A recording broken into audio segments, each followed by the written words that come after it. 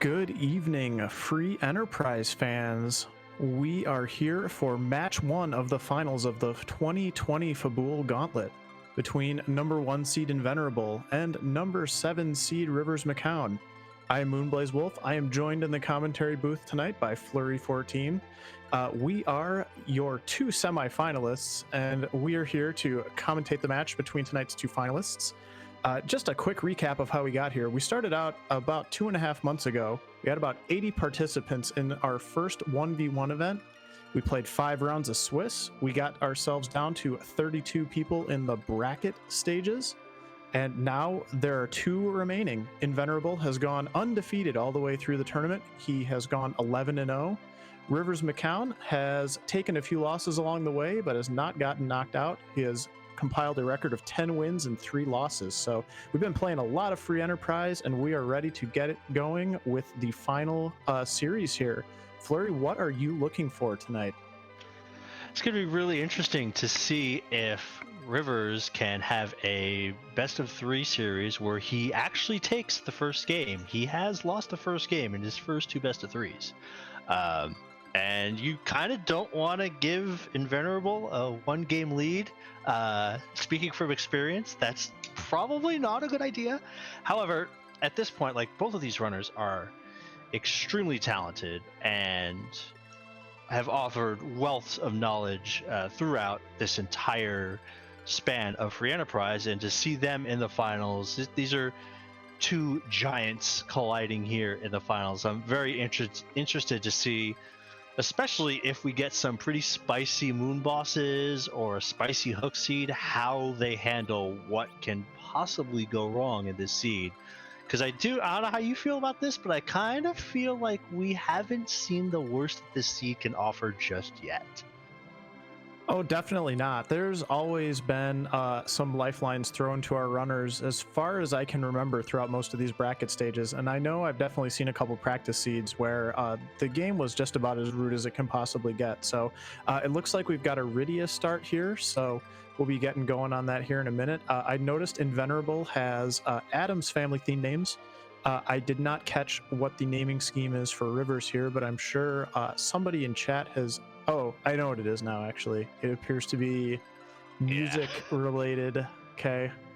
These are all, from what I understand, 90s top hits. I mean, I know everybody has heard Mambo number 5 at least 750 times over the course of their lifetime, so maybe we see a Lou Bega in the scene. Well, we are going to have to do 1, 2, 3, 4, 5 objectives to get that crystal tonight. So we'll see how it goes. It looks like they are underway. So let's see who our second character is, the key item, and our objectives here. Kind of hoping for another low HP character.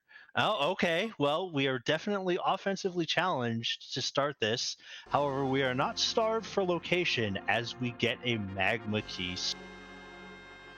Yeah, that magma key is a pretty interesting start. These are not 2 great starting characters, but the big thing about this is already having that underground access, and particularly with this flag set, it gives you so many more looting options, which is quite something. Because I don't know about you, Flurry, but I found that one of the defining characteristics of this flag set was how you start it and where you go to loot originally. So having that magma key to give you even more options is going to be crazy.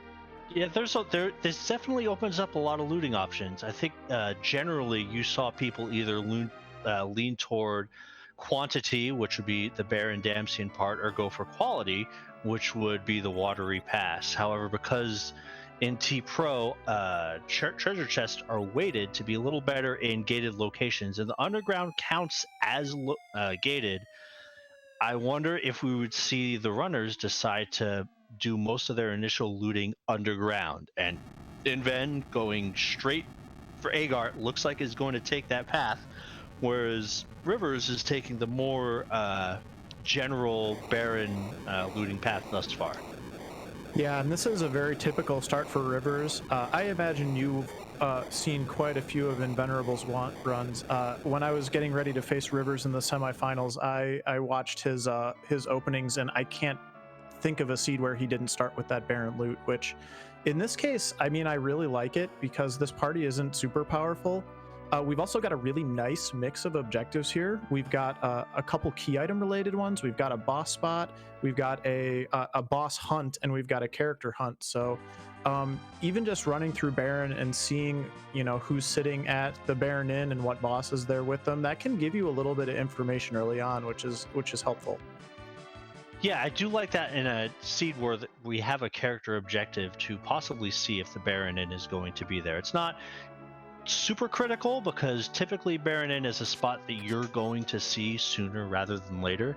At this point, the runners are looking to kind of acquire resources. We still have a lot of stuff we'd like to get from shops, and even if looting doesn't necessarily give anything characters are going to be able to use right away, if nothing else, it's stuff to sell. And Inven is going to have a little bit of an advantage by checking gated shops and is going to see relatively early if we get a cursed ring in a gated shop. It can only be in the underground Eblon or the moon well, not the moon shop, Baron shop. And whether or not you have early cursed ring is going to very much set up your strategy, I believe, for the mid and late game. So that's super interesting as well. Invenerable selling the farm quite literally to get that Sylph summon for his Rydia.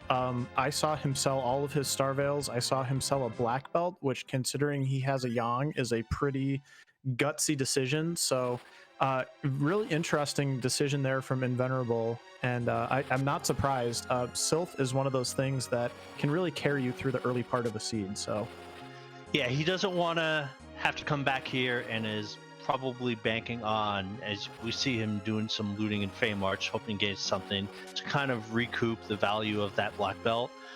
Typically, we saw a lot of strength from Rydia in the Swiss flags because that Sylph summon was available above ground in a not gated shop. However, because we have early access with the Magma Key, now we can, and in Inven's case did, get Sylph.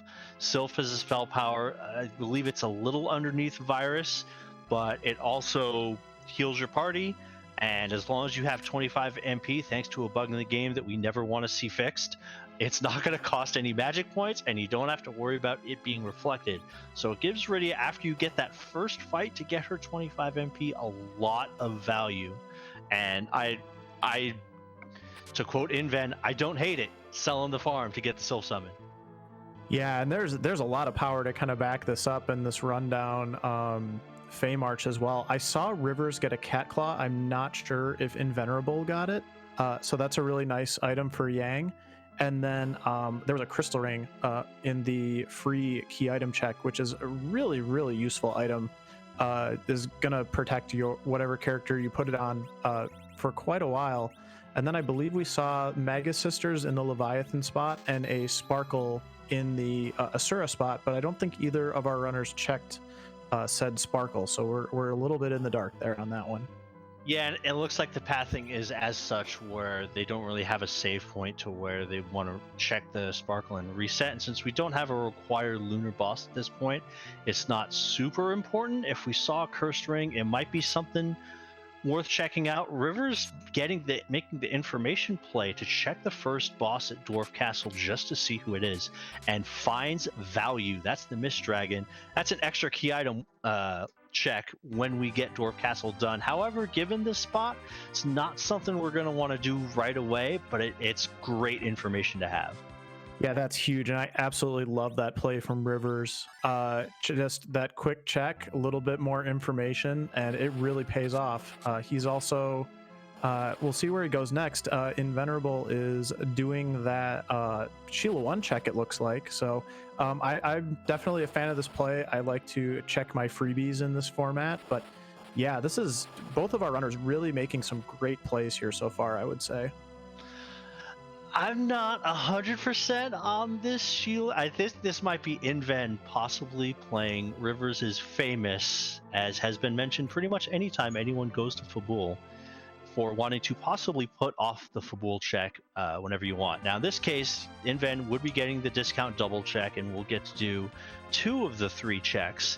However, we do have 2 other checks that we're likely going to do at some point in time in Antlion and Baron Inn, and probably Ordeals for that matter. as we see, or no, he's Rivers going up Hobbs.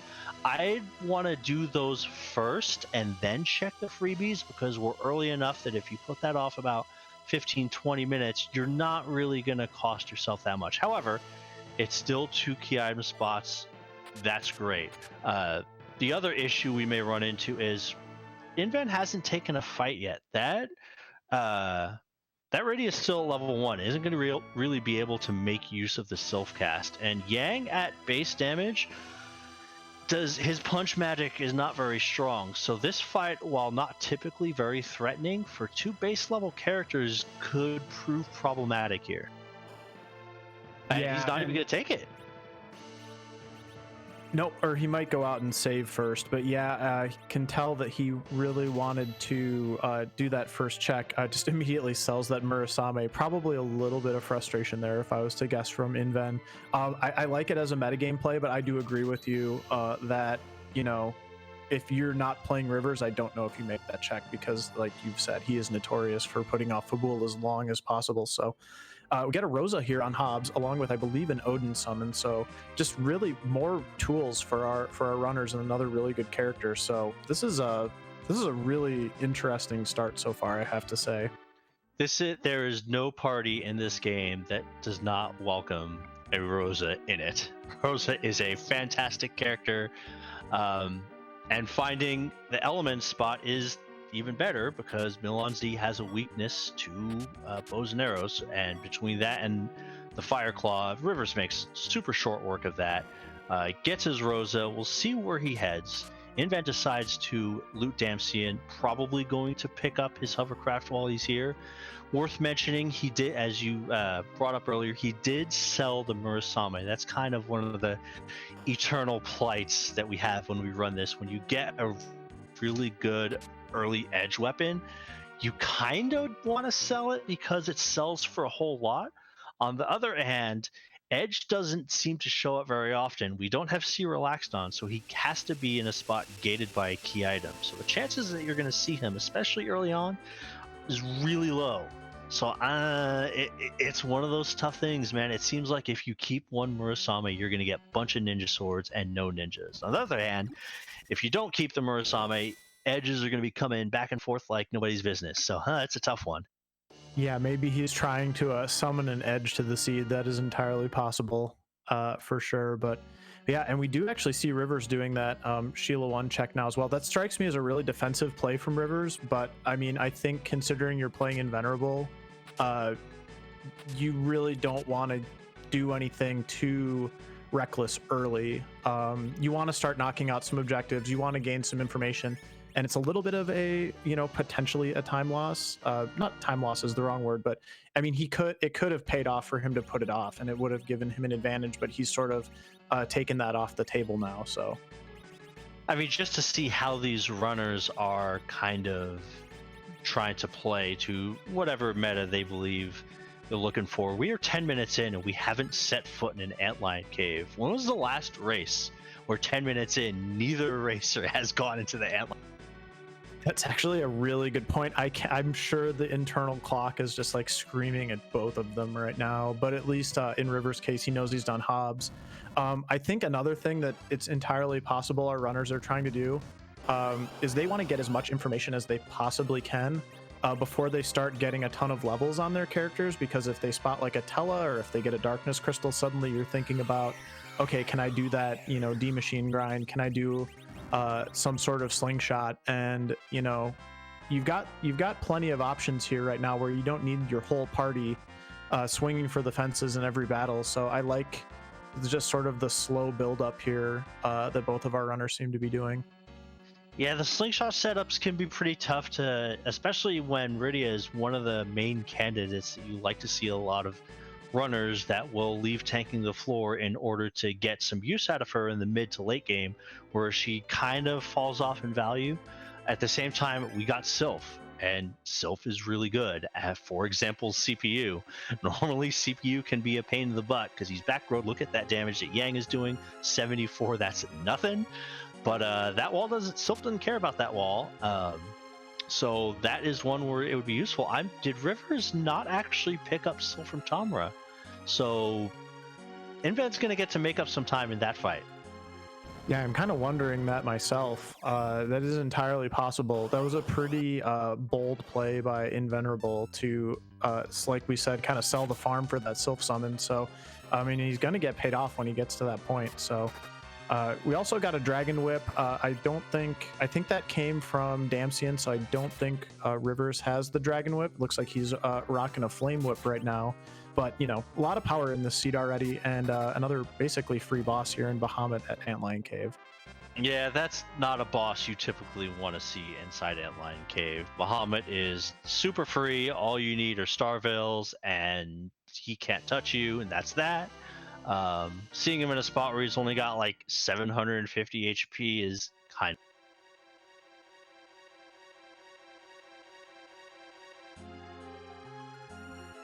Oh man, and Invenerable is going to be kicking himself right now. That is, and I'm laughing on the inside right now too. That pan right there, Man, boy. I'm not gonna say I told you so, but you know, yeah. So I mean, at this point, you have to check that pan ASAP. If your other runner decided to actually put that off and put off the Fabul check, they are going to immediately check the fan, and you can't be behind on an early key item check like that. We find Odin in the waterfall taking a shower. Hopefully there's no lightning in that shower, so he's good to go. But I think we're going to see Inven head immediately to the Sylph Cave and turn that in. Yeah, and it's just so funny. Like, I just kind of wonder how deep into each other's heads these runners are, because I know they're good friends. I know they're very familiar with how each other plays, but I just sort of feel like, especially when Rivers gets this, like, he's just gonna be like, man, if I'd just done the things that I normally do, I would be at an advantage right now. And it's just one of those things, you know, at this level of play, I wonder how much maybe we'll have to ask them about this after the match, but I do wonder how much they are sticking to what got them here versus trying to kind of outfox the other player. Now, for what it's worth, and all the talk that we say about you want to have your Fabuls checked, you know, do them all at once, it's really only about a 1.5-minute trip. It's not the biggest time loss in the world, and especially in this case where we haven't, you know, both runners are in the same predicament, so it's technically not a time loss at all. We do see Sid taking a nap, and Rivers, having acquired the Sand Ruby, is going to wake him up. Sid being a fantastic character for the early game. Late game, not so much. Doesn't get a whole lot of good weapons, but hey, is not bad. Inven gets from the Sylph Cave Adamant, which is at this point in time basically 1/2 of an X-Cal. Getting Cecil is a requirement here, so we would really love to see a Legend Sword at some point in time. Yeah, for sure. And we know Cecil is in the seed, so that would be huge. Yeah, and question in chat, where was Sand Ruby? Sand Ruby was at the Fabul defense, so we're going to probably see Invenerable picking that up really quick here. He did not do his other pan check, the Sheila 2 check, so we don't know the other free item that he has waiting for him after this. Yeah, you don't typically see a Sheila 1 and then Sheila 2 along with Fabul defense. That's pretty rare routing decision there, but Inven is going to definitely make up time on this Fabul fight, having, you know, both that Elven Bow, which is going to do decent damage. More importantly, it's going to have Sylph. Got to unequip that Dragon Whip, which he does, puts on the Elven Bow, which gives a slight magic boost, and then Sylph is, if it doesn't one-shot CPU, it's going to come close. And meanwhile, Rivers is putting off Antlion, and he is actually headed up Ordeals, which is another super interesting play. Another thing that I'm thinking about watching this seed, and I'm trying to think how they might be thinking. So as of right now, at least from Rivers' perspective, we've got Rosa, Yang, Rydia, Sid, who can be your agility anchor, and we know a Cecil's out there. So at this point, I'm kind of thinking like, oh good, I don't have to worry about, you know, I know I'm going to have an endgame viable party when I get to Zeromus here. So that's probably a pretty good feeling for them as well. In addition to just, again, that sort of the power level has been relatively high so far for the seed. So we'll see what kind of roadblocks might exist out there. But as of right now, this seems like the kind of seed that's going to reward efficient play and maybe just a little bit of luck. Yeah, Asura as the first boss is a pretty nice boss to find here, especially given that we have an Elven Bow. Did Rivers pick one up? We're about to see as he goes through. He does not have an Elven Bow. He does have mute arrows, but mute arrows in a short bow is not really that great. Fortunately, Asura in this spot, the physical damage is almost nothing, so she pretty much cannot kill this party. We don't see a lifelock strat being engaged here. At this point, we're probably about 2,000, 3,000 HP to burn through in this spot. And life locking, when you have the kind of party that's going to need a lot of hits, can be a lot of time spent. So at this point, is just going to try to get through as fast as he can. Inven, having cleared that pan, is now going to get a whole lot of nice treasure chest because he has just been welcomed to Earth. Yeah, that Earth Crystal is pretty amazing to see this early on in the seed. We haven't talked a ton about the flags yet. I think maybe just under the assumption that a lot of people have been following the event and know the flags, but we are playing under the T Pro treasure loot setting. And that Earth Crystal Toroya Treasury is one of the only places, or maybe even the only place I'm thinking in my head now, where you can get the highest tier loot just out of a random chest. So that is a really good item to see this early on, in addition to giving you the 2 character checks and the key item check at the Tower of Zot.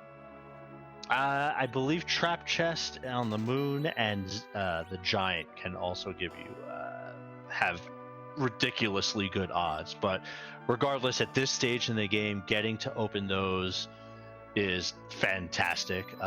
Would love to see something like a Stardust Rod. Obviously, Holy Sword would be the dream. But point is, we're gonna get to see that. On the other hand, it looks like it's leg day on Mount Ordeals. And not only that, it is reverse leg day, and that is actually a really awkward fight right now. We see Rivers reset. I think he maybe just wants to get set up a little bit better, because that's kind of you're gonna spot Rubicant a couple turns there, and he's gonna flex those legs on you a couple times before you can really get going. I think this is just going to be another example of a boss that, like, I fully expect Rivers to get through this here, but I just think Invenerable is going to do it a lot easier. Yeah, Sylph is going to help quite a bit here if you decide to go the physical route and eat some Fire 2 counters. Now, the magic in the spot is pretty dicey. I believe Rivers has a Boreas in his inventory. Not sure if he wants to use it here, but this would be a good spot to use it. Looking at about 3,000 HP, the magic is pretty decent, and Glare is absolutely going to take out whatever character it is. Yeah, the nice thing about this party, though, is what you have to worry about with Rubicant is the fight counters, and you've got Rosa who can use aim, and you've got Yang who can use power, so you're going to be able to mitigate the amount of damage that he can do aside from those glares, so it shouldn't be too bad of a fight here for Rivers at all. I think he just needed to give himself a moment to get set up first, and it should go a lot smoother for him as a result of that. Yeah, all right, use the Boreas. This is probably going to do about 1900 or so. Oh, more than that. And there you go. And smartly decides to leave the menu open while the boss is crumbling, so it's going to give him about 10 seconds to organize his inventory and hopefully pay off as far as efficient command and efficient menuing down. Yeah, it's just those little things. I think watching Invenerable and Rivers got me into the habit of doing that as well, and that's definitely something I didn't sort of force myself to do before. So, I mean, there's been a lot of stuff in this event that's really been a nice... It's sort of pushed a lot of us to do things a little better, or do things a little differently, just because we have so many good players in the community right now that are really, really, really good in these, especially in these single match settings. You really just want to try to get as much utility and efficiency as you can. And we see some Artemis arrows here from Ordeals, but hey, there is our required Calparena. Well, Ordeals is required, so we're going to chalk one up for Rivers. Oh, hey, Blizzard. I wasn't sure if you used Blizzard or Kick. I was like, I'm not sure Kick is going to do the job. Blizzard will be just fine.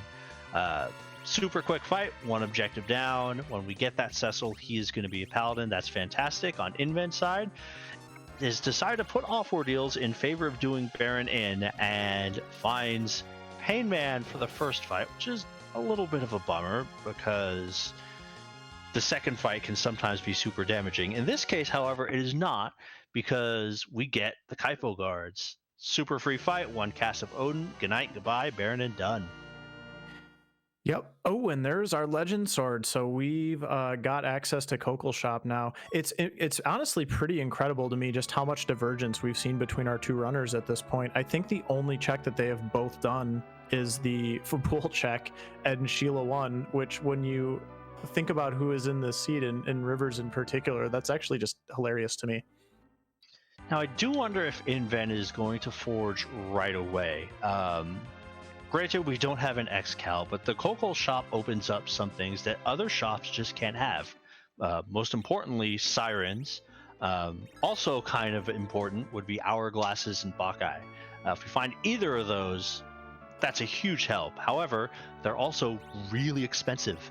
So it probably would want it. That's something you might want to... I don't know if Inven has actually looted the treasury yet, but if he hasn't, you want to do that first.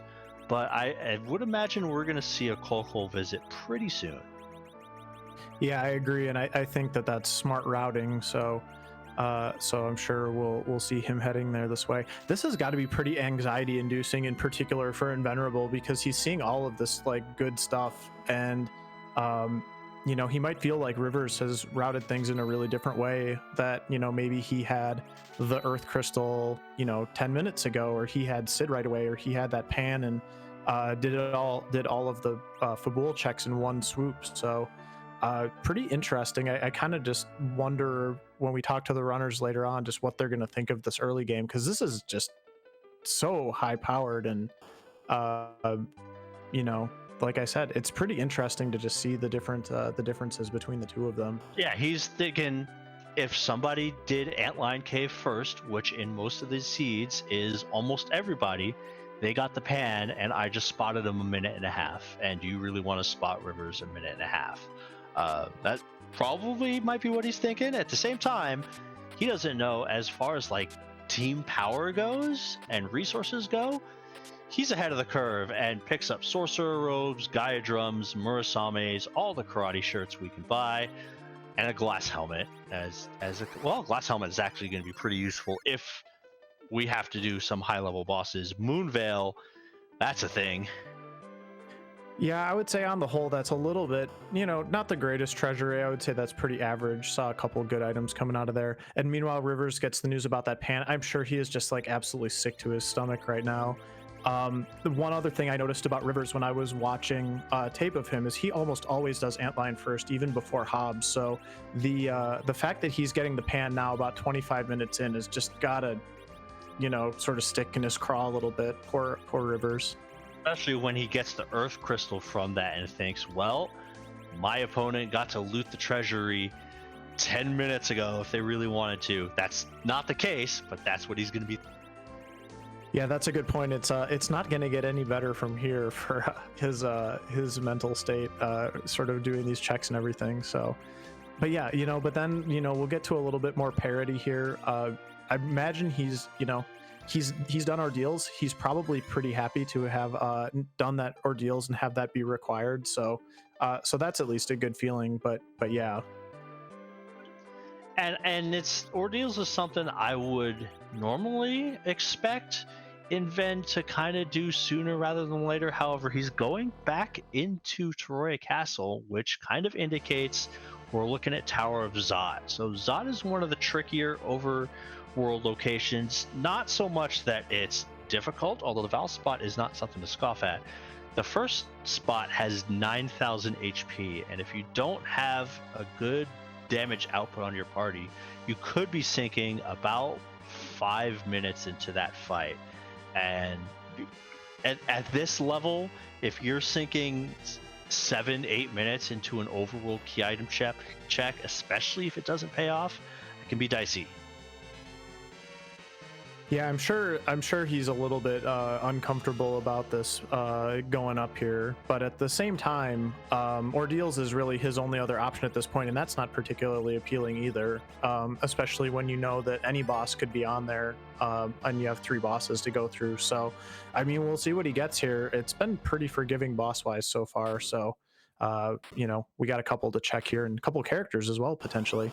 Yeah, I mean his damage isn't going to be terrible, but especially going up to Zot when Rosa hasn't learned Berserk, it's going to hurt a little bit. Now Dark Elf is not a threatening boss, so nothing really serious to worry about here, especially since it's going to be split in 2. So Dark Elf is a pretty nice find, relatively harmless. The worst thing you have to worry about is maybe somebody getting a weak cast and then maybe having it carry over to the second phase. Since we don't really have a way to kind of cheese out the second phase.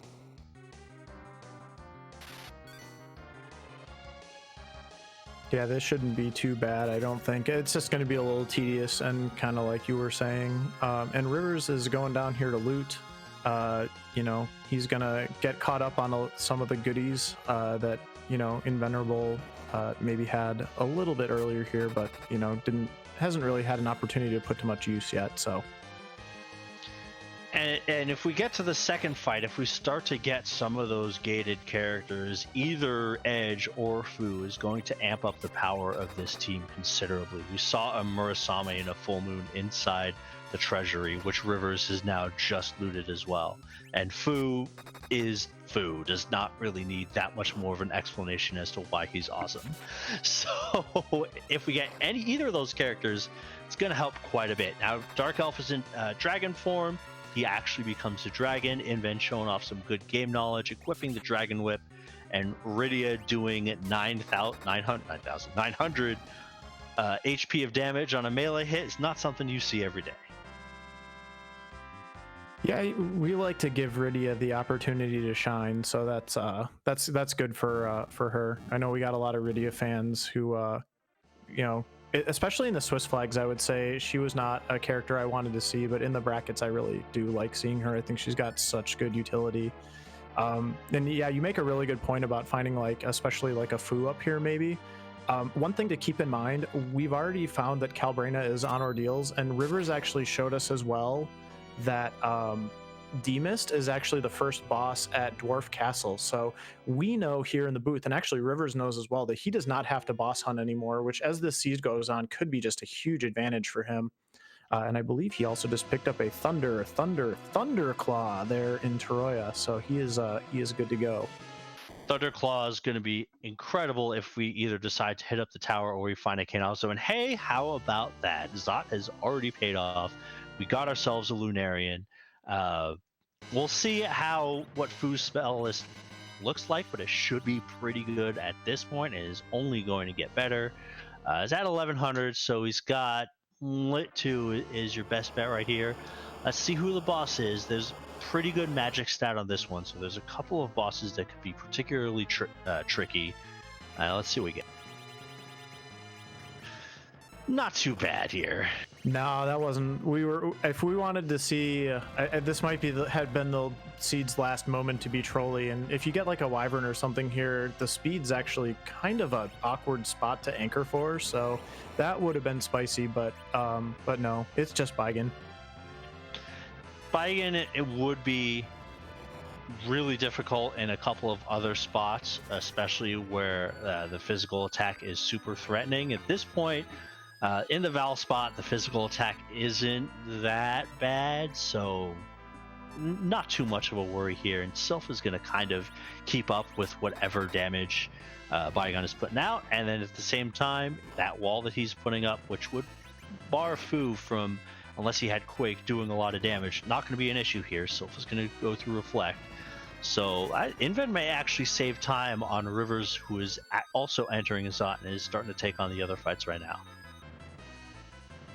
Yeah, I think at this point, the difference in the seed so far, aside from routing decisions, has definitely been Inven selling basically everything that he got in his starter kit, plus a really good item to get that Sylph summon. So That's really been paying off for him, and yeah, we'll see how much he can stretch this lead here, because this is basically his last overworld check that except for ordeals. I'm pretty confident he's going to do ordeals next, really power up his foo, and then he's just going to be off to the races. So And it also kind of shows you like where we're at in regards to, like, it's hard to say if one particular runner has a lead. Both runners have kind of put off something. Inven has put off ordeals, and I don't believe Rivers has done Baron in. Now Rivers check is going to be faster because those Baron in fights are foray, but at the same time, ordeals is ordeals, and Inven is done with his Zot fight right now. So I'd say the runners are probably within 2 minutes of each other at this point. yeah, I would agree with that for sure, especially since Inven still has to do all of ordeals. The one thing I love at this point is Rivers having that extra knowledge of the Demist location. I doubt it's going to matter too much unless we get into a situation where the Darkness Crystal is really, really close at hand. And if Invenerable gets that Darkness Crystal before doing Dwarf, it would be interesting to see what he decides to do with that. But I think in terms of breaking the linear nature of this seed, that's the thing that we're going to have to hope for at this point if we want to see any kind of major divergence from here on out.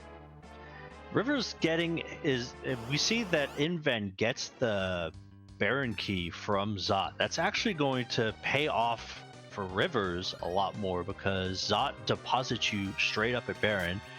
Rivers hasn't done the Baron in yet, so he's going to be able to knock out both checks right away. So this is actually going to work out really nicely for Rivers. Yeah, that's a really good point, and that'll definitely amp up or allow him to make up some time on the efficiency front here. So yeah, we could see this gap close pretty significantly here in the next few minutes. And I think the point you made about knowing that we don't have to check any boss locations is a big deal. I know Inven has already checked both of them. I don't remember if Rivers has checked either of them. I don't think he has, and now he doesn't have to. And that's about an extra 45 seconds to a minute that he would save on his opponent, and would theoretically make up for the Fabul check if he thought that that's where he was behind. For sure. And I think, well, no, I think they're even now. I think Rivers, after he does this boss, is going to be where Inven is at, yeah, with his Foo. Because Foo just learned Virus, which Virus would have been nice, I think, for this Baigan fight for Rivers, but he'll have it pretty quick here. It'll be a little tricky in the Baigan fight, because he's only going to get to really cast it once, and then the wall's going to come up, and then he can't really use it again. Fire 3, on the other hand, is going to be fantastic and do about 4,000 points of damage, and from that point, just have to do about 2k more. And this is where the Sylph summon, as good as it is in certain locations, that cast time is long. And if you've casted 20 Sylphs over the course of a seed, go into battle and cast Sylph 20 times and feel how long that is. It's like, yes, it's a great spell and it's amazing for the early game, but if you become super reliant on it, you are giving away a whole lot of time. It's about 10 seconds per cast. Yeah, those fluttering wings really do add up. And we forgot to, we're talking about how Rivers might be able to make up a little bit of time here. Invenerable is doing ordeals with Foo, so that's obviously going to be quite a bit faster as well, as he has already completed his reverse leg workout and is about to get the news that this is a required ordeals. And are we almost dead even here? Because Rivers is going to end up right in front of Baron, is going to save and probably head directly into the Baron Inn. Might check the Baron shop for a cursed ring first, but these guys are both really, really close. Yeah, I think Rivers is actually going to be ahead, because yeah, he's going to get popped out, like you said. He'll do his Baron Inn fight. Inven's going to have to run down ordeals after this still. What Rivers is taking off. Where is he headed? I thought maybe he was thinking about doing Dwarf Castle, but might have just remembered, hey, I haven't done Baron Inn either, so I'm gonna get 2 checks right here. he's got that Dwarf Castle value proposition in his head right now. That might be why he just straight up went ahead and decided, I'm going to wait. Never mind, psych. Let's do Baron. Yeah, I'm sure you're right. That's a really good call. I bet as soon as he saw that Fu, he was just like, oh, let's go take care of that D-Mist right now. It is going to be nice that he's going to get 2 free fights, so this isn't going to take him very long at all. And at this point, we'll probably have about like a 20-second lead on Inven. Now, whether or not he decides to take Baron in is going to be a question here. That what you would like to see, runners will tend to lean toward Baron in if you get it in the early game, because the 2 spots aren't that threatening. Yes, we've all been hit by Golbez or Wyvern at the King spot, and yeah, it's a bummer. But otherwise, it's not a terribly threatening spot. At the same time, it's even with a decent party, it's about a 3 to 4 minute check for 1 key item. On the other hand, Dwarf Castle doesn't have nearly as many cutscenes. You just have to sit through a character dancing, and then you can just get the fights over with, and you're going to get 2 spots from there. So that's why we see Inven deciding not to take Baron in, is heading to Dwarf Castle. He doesn't know he's going to be value, but it's value, and then we'll see if Rivers decides to make the same decision. Yeah, the other thing about efficiency with the Baron checks is, if possible, you want to be able to go down and defeat that Odin boss, and that would probably lean you maybe towards doing the Dwarf Castle check first as well in this situation. So I do like Invenerable's routing here because I do think it's going to give him a better chance to just take care of all of Baron or what he has remaining of Baron in one swoop. But this does give Rivers an opportunity now, if there is something spicy here at Baron Castle, to maybe get a little bit of a lead. Yeah, that's a great point. If Fu has nuke and he's got a pretty decent amount of HP, he can almost solo that spot by himself. Well, I guess if you're soloing, you're doing it by yourself. But yeah, he can pretty much handle that spot. So we'd like to get that spell. We haven't quite seen it yet. We're at 1500 after these 2 fights, so we get 1700. You could be exactly plotting out what Inven's plan is right here. D-Mist is more of an annoying fight sometimes. Now the physical attack in the first Dwarf Castle spot is pretty dangerous. However, we've got 3 party members with over 1000 HP. Sylph kind of handling the healing duty. I'm not sure if he's going to get a 1 cycle here, because we still have to go through about 8000 HP. It's going to be close. Yeah, for sure. And I did not see Inven knows, or at least has a general idea of what the second boss's tier, and I did not catch that. But yeah, another thing to keep in mind is Rivers has just gotten to that Mom Bomb. They knew that Mom Bomb was there, and that's not a great fight for that first Baron in fight either, or Baron Castle fight either. Yeah, it's one of those spots that you're like, okay, I've only have to do 3000 HP of damage, and then Mom Bomb shows up, and now if you want to get that explosion skip, you have to do 13k damage. Nope. So he's going to be sitting here waiting for it to explode, waiting. Finally, it's going to explode. It's basically an extra 45 seconds or so that you're tacking onto the boss fight. We get a Lunar Sparkle. Are we going to get the Wyvern in the second? And hello, it's Tella. Goodbye. Okay, well, we know our 7 characters then, and it is the D-Lunars at the spot here. So yeah, no edge to be found. You can sell the rest of your Murasames and everything else that you find from here on out that might be an edge weapon. To that end, I wonder if that's going to make Inven decide to check out the Kokol shop. Put that a little higher up on the priority list, because now we can sell any spears and any ninja swords that we have, and we have both the Murasame and the Full Moon, and that's going to sell for around, even on S quarter, I think he's going to get about 40k from that. So if they have sirens, or if they have hourglasses, or if they have Bacchae, or even just like a Stardust rod, it might be worth a check right then and there. Yeah, it's nice to get that done. I think having Fu sort of pushes that Kokol check down the list just a tad. But yeah, I think you're not going to wait too much longer here. And we get the key item, and it is The twin harp. Oh my gosh, we are not going anywhere.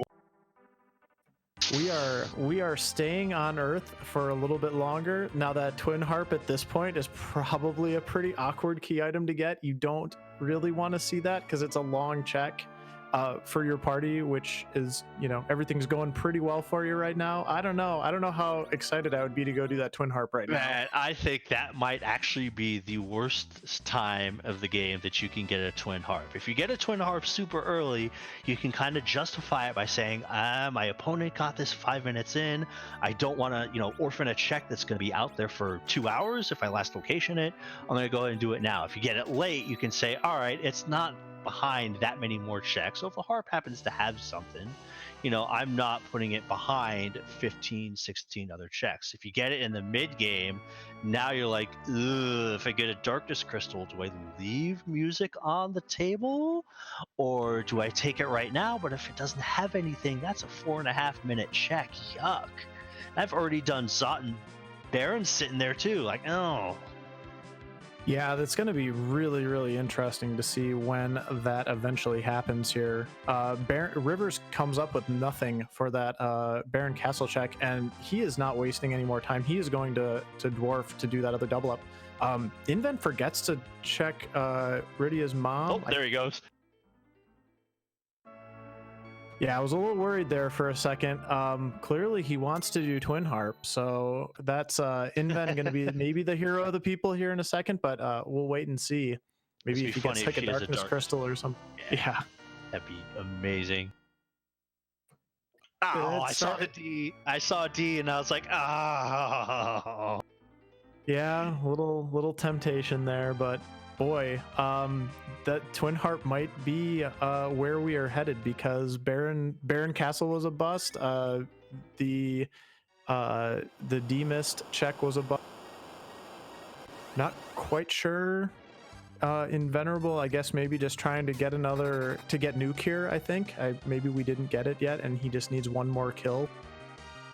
Yeah, that's got to be it. Unfortunately, this is like one of the worst spots you can have to get a quick boss kill, because you still have to do 3 hits and listen to Anna tell Lumpy to fight. So this is for this spot, it's actually a timely check. I think the only other bosses that would take longer would probably be like Golbez and Dr. Luck.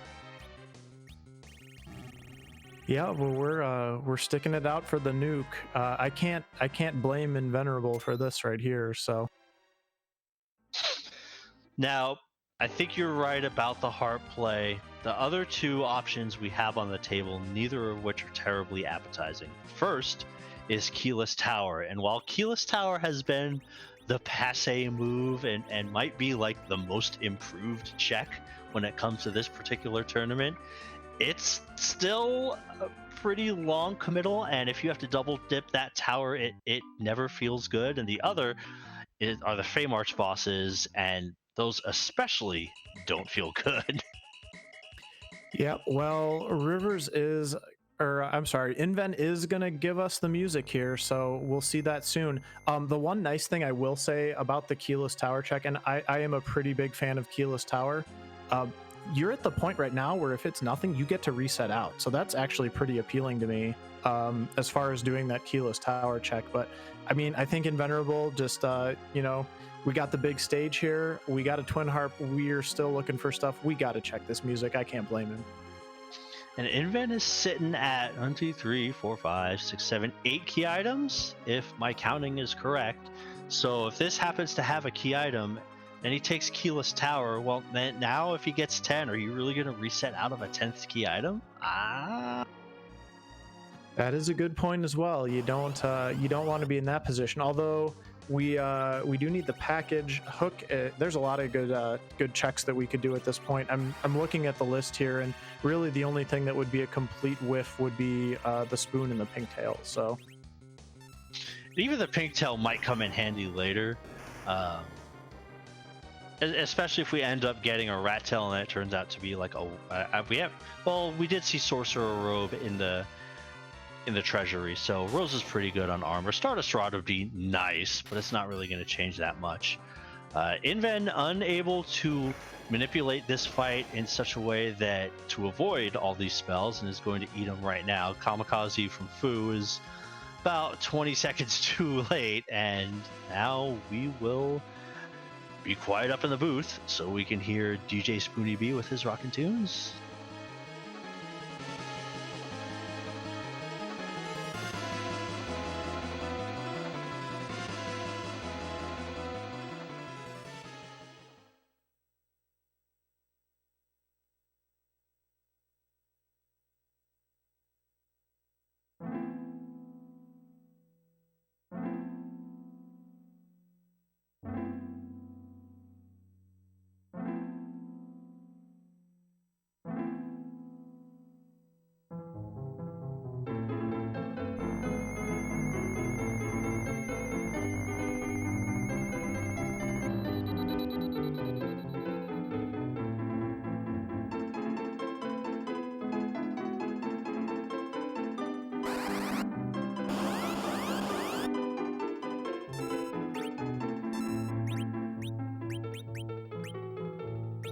Oh boy. Ha, ha, ha. So, first off, I was thinking the exact same thing that Dathis mentioned in chat. The best type of harp song is the harp song that you know what it is after one note, and it just brings a smile to your face. You hear that first strum, you're like, I know this song. And then that smile is wiped away by Gomez showing up. This is not a fun spot for him to be in. His magic defense is fantastic, so that reflected virus and that reflected lit 3 not really going to do that much damage to him. And if you had wanted to apply status ailments on your own team to try to, maybe make the whole gas miss, well, you get a free heal before this. Now you have some time afterwards to check that out, but who thinks about that at the time? I sure don't. Indeed. Well, at least Invenerable is not going to get punished for this check because Rivers is hot on his heels. So we're going to get an encore pretty quickly here. One thing I was thinking about while I was watching or I was listening to that tune was I do really like, there's a Charm Rod that Rivers gets there. I do really like this play, particularly from Invenerable, because he's giving himself the best chance of having 10 key items and also the tower key if he does decide that he just needs to stay on Earth here. So from an efficiency point of view, you might be wondering, why would you do Twin Harp before doing like Baron Castle, for example? But in addition to providing music to chat, you're also kind of keeping things in front of you is the way I sort of like to visualize it. So the path in front of you, you're getting a lot of efficiency out of that. So yeah, Crystal Ring definitely paying off for Inven as it made Rosa invulnerable to the whole gas, so she was able to get a Starveil off, and that was pretty much, that combined with Sid was pretty much all we needed to see. And let's see what the item is. It is the Darkness Crystal, so required music. Wow, that is amazing. Okay, well, it worked out, and Rivers, I'm sure Invenerable is feeling really good about this play right now, and Rivers is doing the exact same thing on the other side. So we're going to be quiet again. We'll give you a little bit more of that encore, and then we will get back to freaking out about how the seat is just wide open now.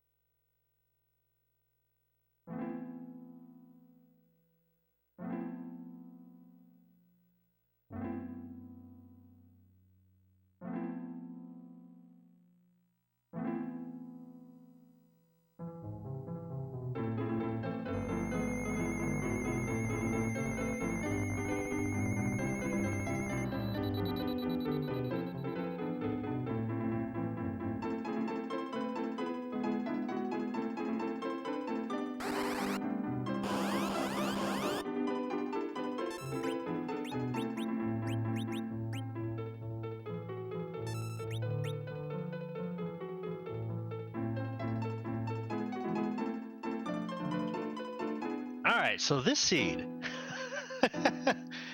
Inven now is what a seed. faced with the decision of, is he going to orphan the checks, Baron Key, Keyless Tower, and the Fame Arch bosses and head to the moon? Obviously, we see him going to the moon right now, but there's a couple disadvantages to this as well.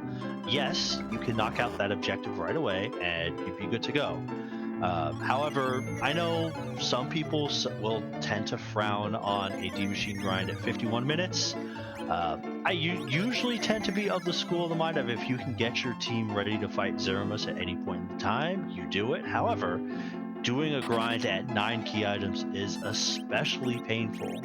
So Inven is kind of hoping to get key item. Maybe we'll see if he decides to go in. Might be checking the character first.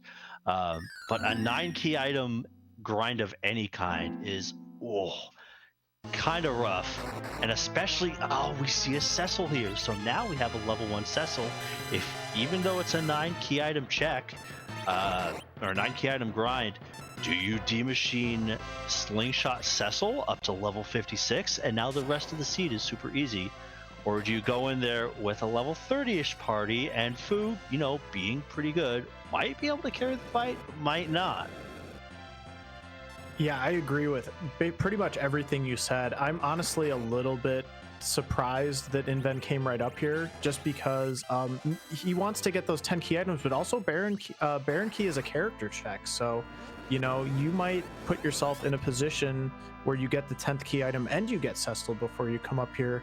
I mean, it's not a bad play by any stretch, but it is incredibly awkward for the reasons that you were describing. So, he might be doing a grind, but it might not be D-Machines. We see him moving weak up. We also see him equipping a Thunderclaw. That kind of tells me a Mac Giant grind might be in the cards. However, taking the rest here. Okay, yeah, we are heading to the Giant. All right, so he's not going to do the Baron Key, which is actually the difference between Rivers and Inven at this point in time. Is basically Rivers did Baron Castle and Inven didn't. And by not doing Baron Castle, Inven is going to maintain a couple minute lead by, barring some execution and whatnot. Rivers, on the other hand, may, after getting this Darkness Crystal, having already invested time into Baron Castle, may decide, I don't want to orphan Odin if I've already put time into Baron Castle. Does he check the Odin spot before going to the moon? Yeah, it's pretty interesting. I would just be wanting my 10th key item so bad right now. It makes everything that comes after that so much easier. And Rivers, unfortunately, is not going to get there with the easy check, because I guess he had forgotten to do the Demas check as well. So now he's in the exact same position Inven is, although he is up a check. We do see Inven coming up here to the Giant. I don't think he's going to do a Mac Giant grind, because he would have already been getting that set up. So it does look like he's going to do some D machines, maybe just a couple quick ones to get a quick 40 levels on Cecil. But this is not as efficient as you want it to be, especially in such a tight race. Yeah, and also sometimes you may want to look at the boss first, just in case. I mean, we've got a pretty great suite of spells on Fu. If we get something that we can maybe like Life 2 glitch, although really there's only one boss left for us to do that, that's a possibility if you don't particularly feel like doing a D machine grind. No, he's not even going to check the boss. Okay, so we see the normal pathing here, and we'll wait for Inven to decide to try to acquire his D machine grind. Rivers is deciding to raise his Lunar Whale. I think at the very least is going to check the character, because that's a spot that you're going.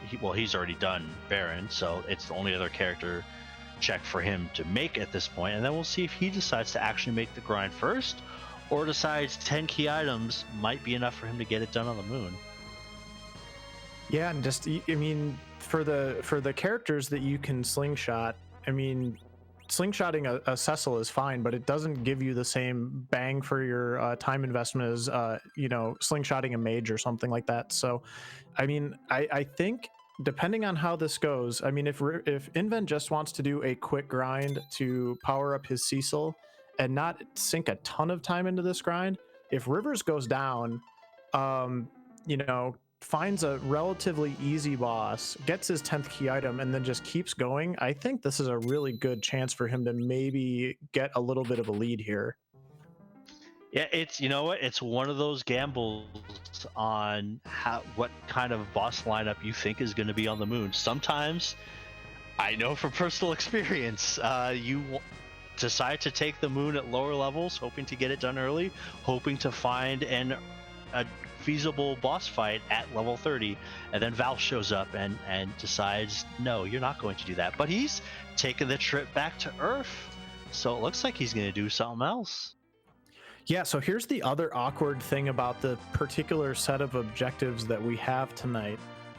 You have to come back to Earth. So you have to come back to Earth with the Luca key and the package. So this is the kind of seed where if you commit to the moon, you are probably committing to the entire moon, because you do not want to have to go down and then come back up. So that's another thing that I'm sure is causing some anxiety for our runners tonight, is when do you commit to the clearing those moon spots? Because, you know, once you get into that, like I said, you do not feel comfortable leaving until you have both that Luca key and that package.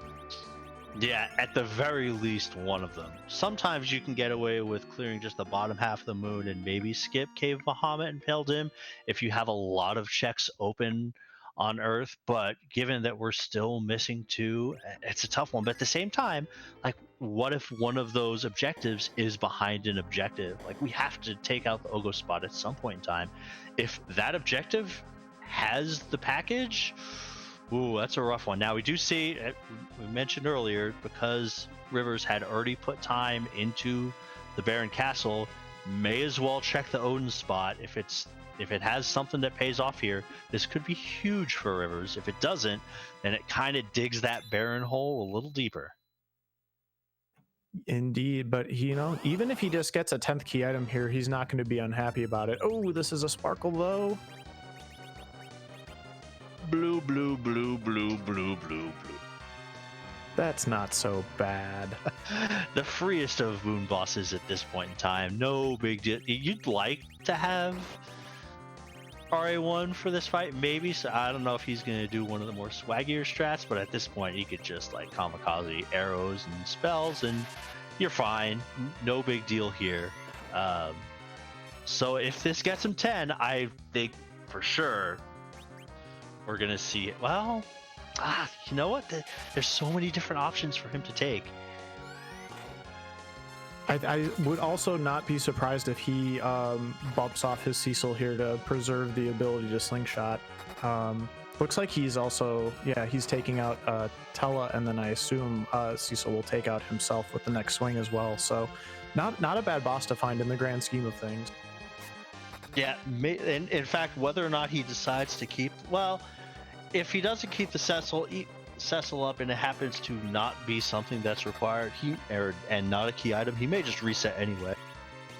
That's a good point. I also had something else just occur to me, and that is, did we find a curse ring for either of our runners? I don't believe we did. I don't remember seeing one in the Baron check.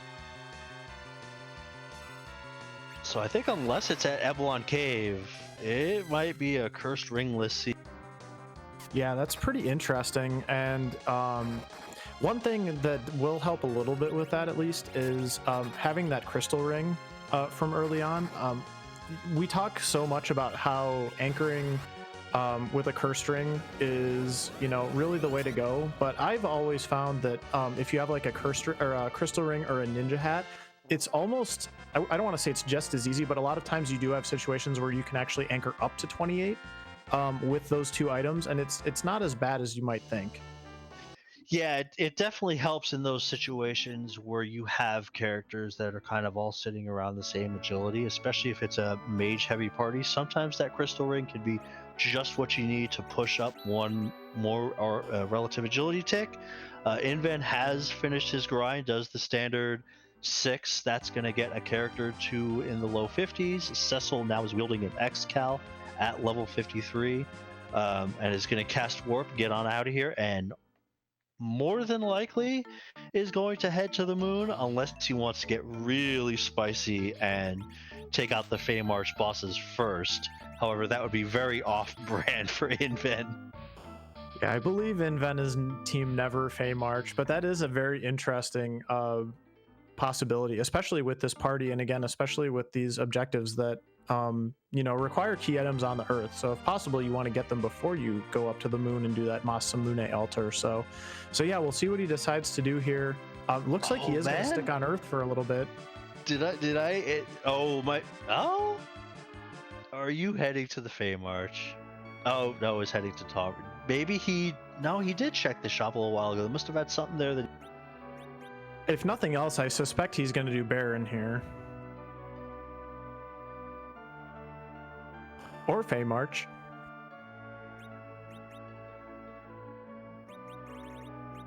Okay, I stream it to refresh, and there we go. Okay, so he is going into... So, the reason why I think this is kind of a good play, when I consider routing like moon bosses, I tend to think of the Feymarch's bosses as just moon boss number 6 and moon boss number 7. And you know what those two bosses are, and... Well, you don't know exactly what the Lunar Sparkle is, but you know they are bosses that are in such a way that nobody is going to be attempting those bosses at level 35. You know, that's very much not feasible, and if it was feasible, it would probably take a year and a half. So at this point in time, you're going to get 2 quick checks. Well, not quick, because they're pretty much fat bosses, but you won't have much travel time in between them. So you're going to get the 2 done right away. And then if it happens to have a key item, then like you mentioned before, that 10 key item benchmark, while not as important now, is still going to be nice. The downside is that you are kind of leaving a objective on the table. Masamune Altar is probably the exact opposite of checking the Feymarch. So if it happens to be an objective into an objective, you might be sinking yourself with this play. Yeah, I do think it may still... I mean, he did do the grind, but he didn't get... He slingshotted his Cecil, but Rydia and Rosa are still not where he wants them to be ultimately for the Zeromus fight, so I do wonder if wanting to get that 10th key item is a part of this still. Meanwhile, we didn't... we were kind of talking about some of that other stuff, and the stream went down, but Rivers did do the Odin spot, and just got a diamond armor, so that is another just... not a good feeling for Rivers, I'm sure.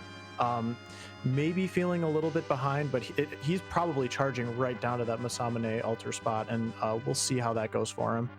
Yeah, and at this point into the game, if Inven hasn't done Baron yet, he's probably gonna... If he's not gonna last location it, it's gonna be pretty darn close. So that's time that Rivers is going to have to make up. He doesn't know that, of course. And we see Magus Sisters here.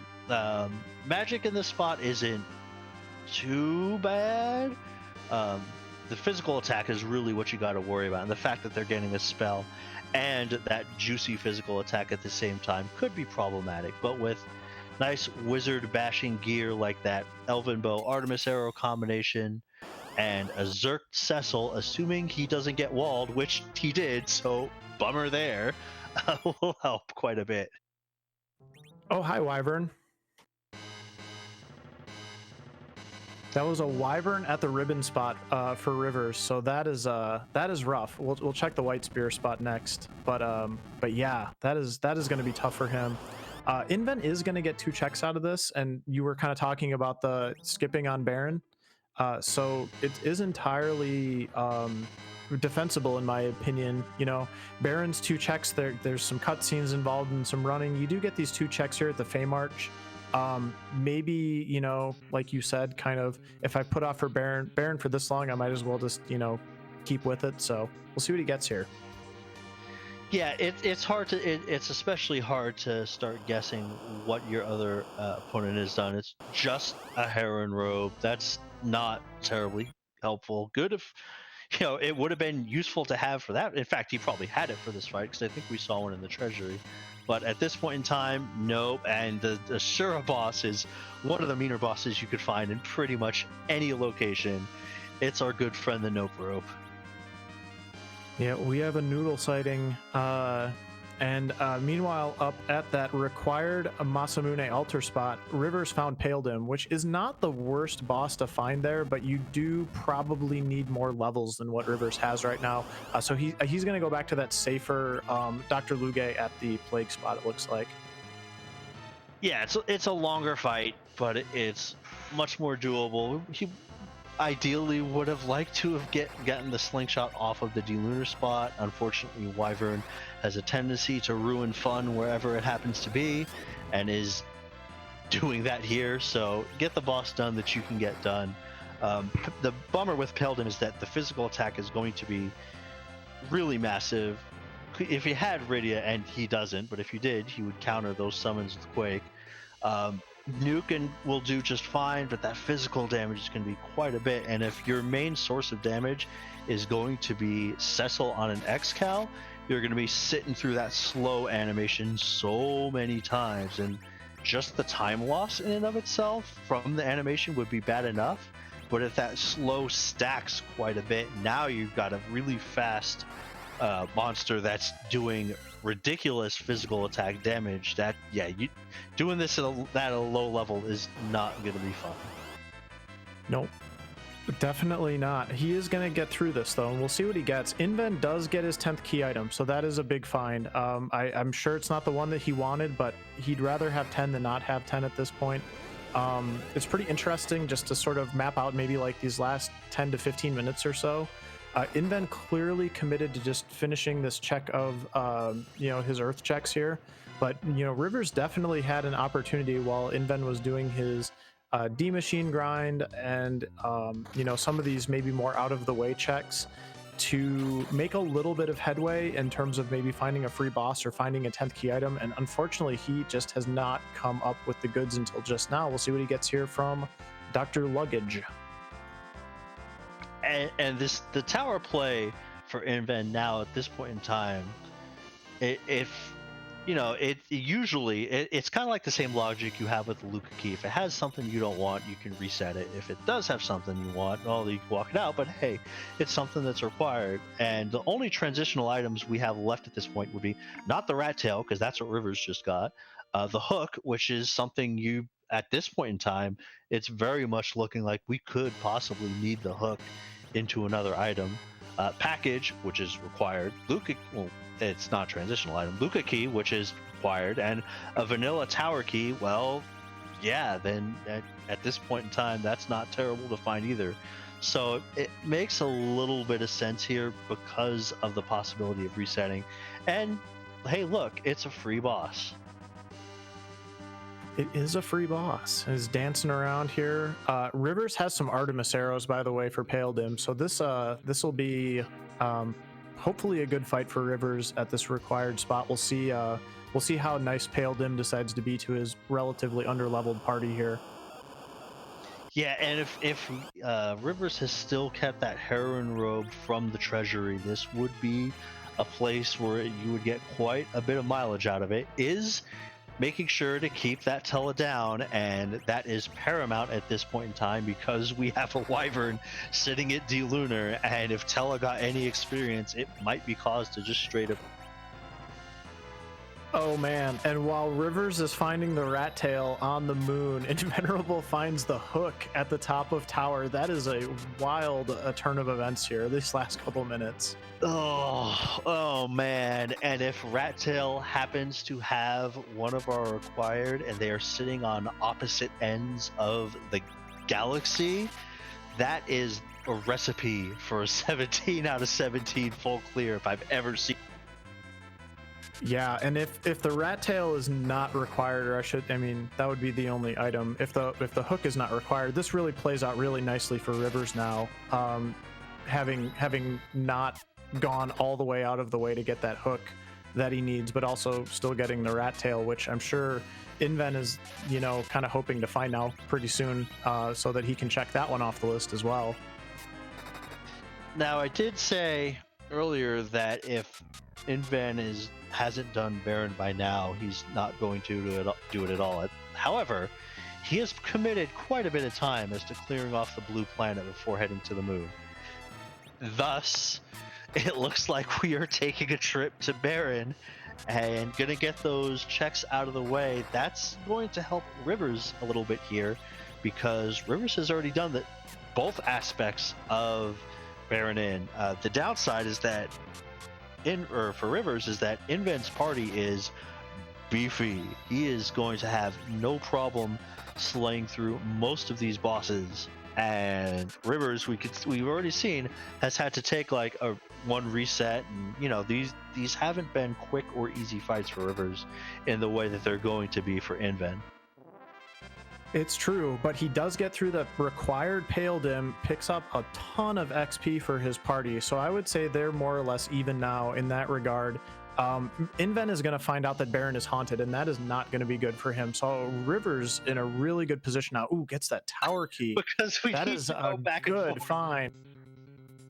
We are definitely going to pick the two spots that are actually the furthest from each other in the entire game and put those two together to finish the seed. It's very, very likely at this point.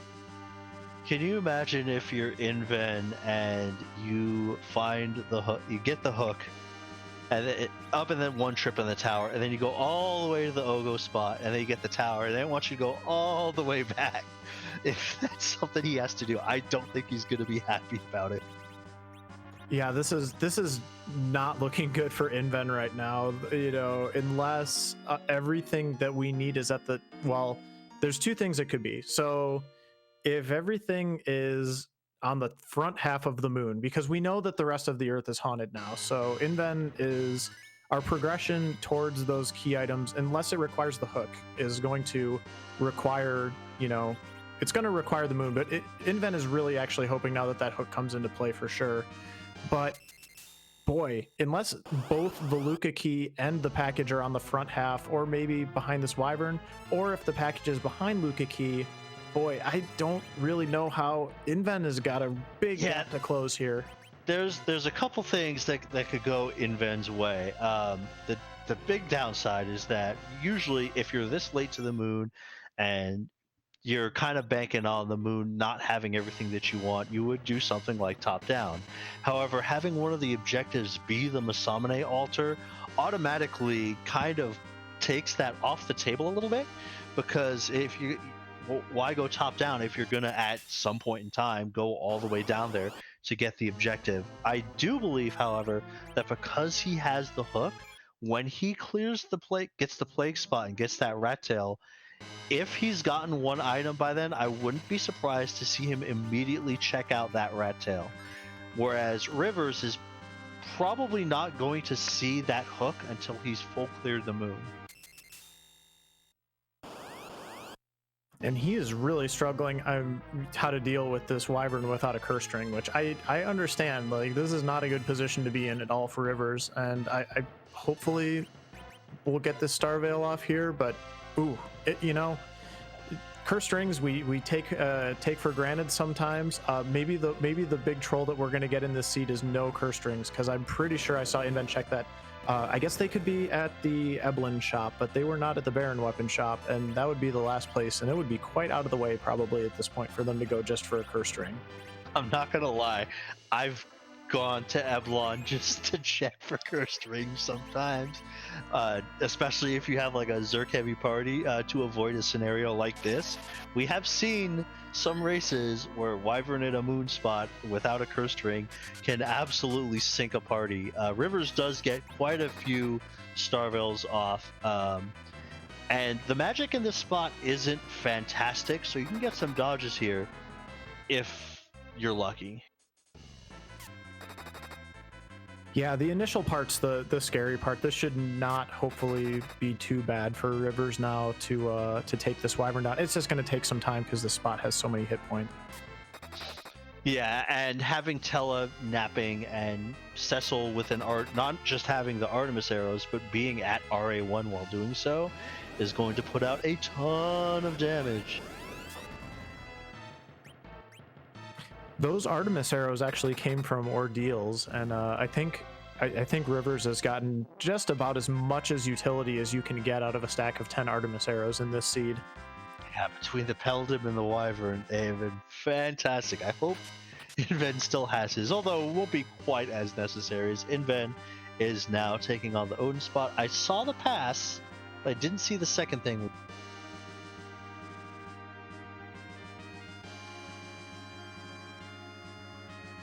Alright, well, pass being the important one, then it looks... Oh, Crystal Ring. Oh, well, we have 2 of those now if we really want it. Pass is very nice, means you don't have to come back here and make that second walk down. Not as... It's nice. It's not as big a deal as I kind of think it's put out to be, but finding it and knowing that especially you don't have to go back and forth when we're already committed to going to the moon and then coming back, it is a pretty nice feeling to not have to worry about that. Now going to check the Wyvern spot, and we'll see if that pass... I mean, I would imagine Rivers is going to full clear the moon unless we get one of the required ones here. But even if we get one of the required ones here, I would be pretty surprised if Rivers didn't full clear the moon. Yeah, same. I think that having that pass, you don't want to leave any checks behind, and you've run into pretty much every Rude boss that you could find. I guess Valvalis could be bad, although not really for this party. So I don't think there's too much left that scares you anymore at this point. So yeah, I think you just kind of go full speed ahead and clear this moon now. Alright, so Inven trying to squeeze something out of the moon routing is going to do Cave Bahamut first. Not necessarily a top down. He could check this and then go straight to the bottom, or maybe he does go like the first 2 on the top and then all the way down. But you could tell Inven checking this is kind of thinking, oh boy, I'm in trouble.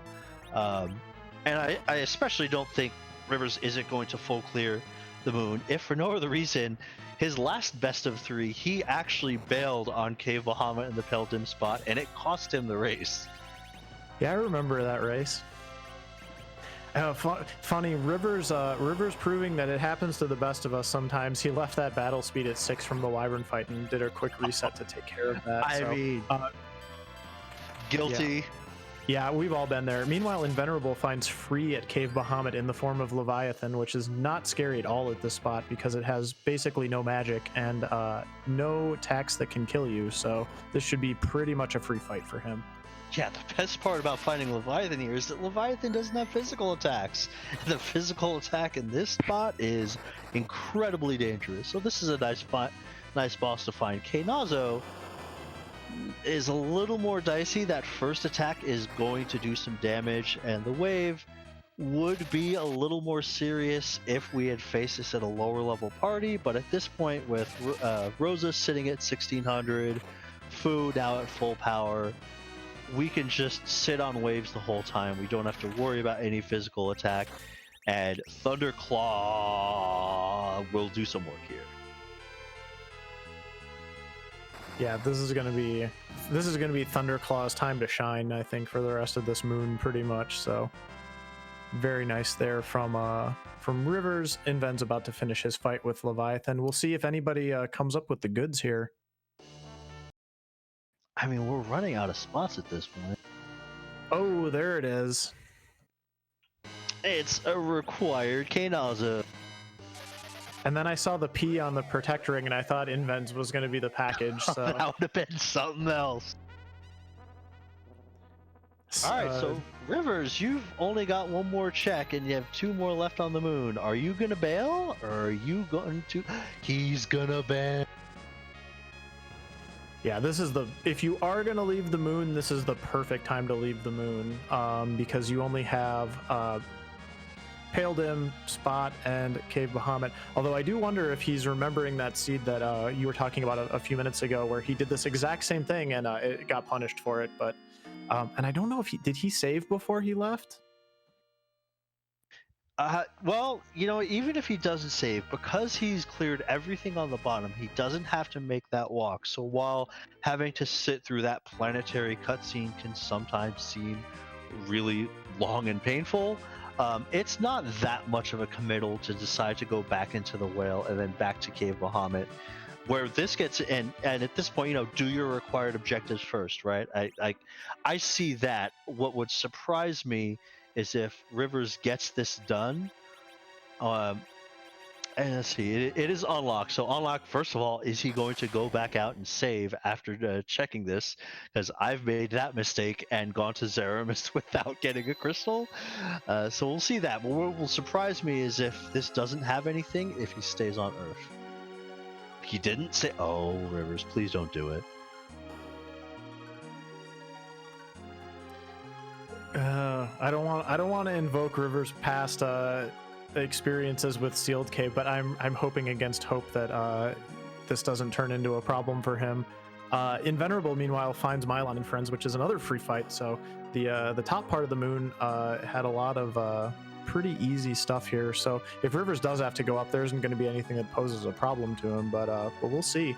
Be pretty interesting if Inven found the package here, because it definitely looks like he is of the mindset to be going top down right now.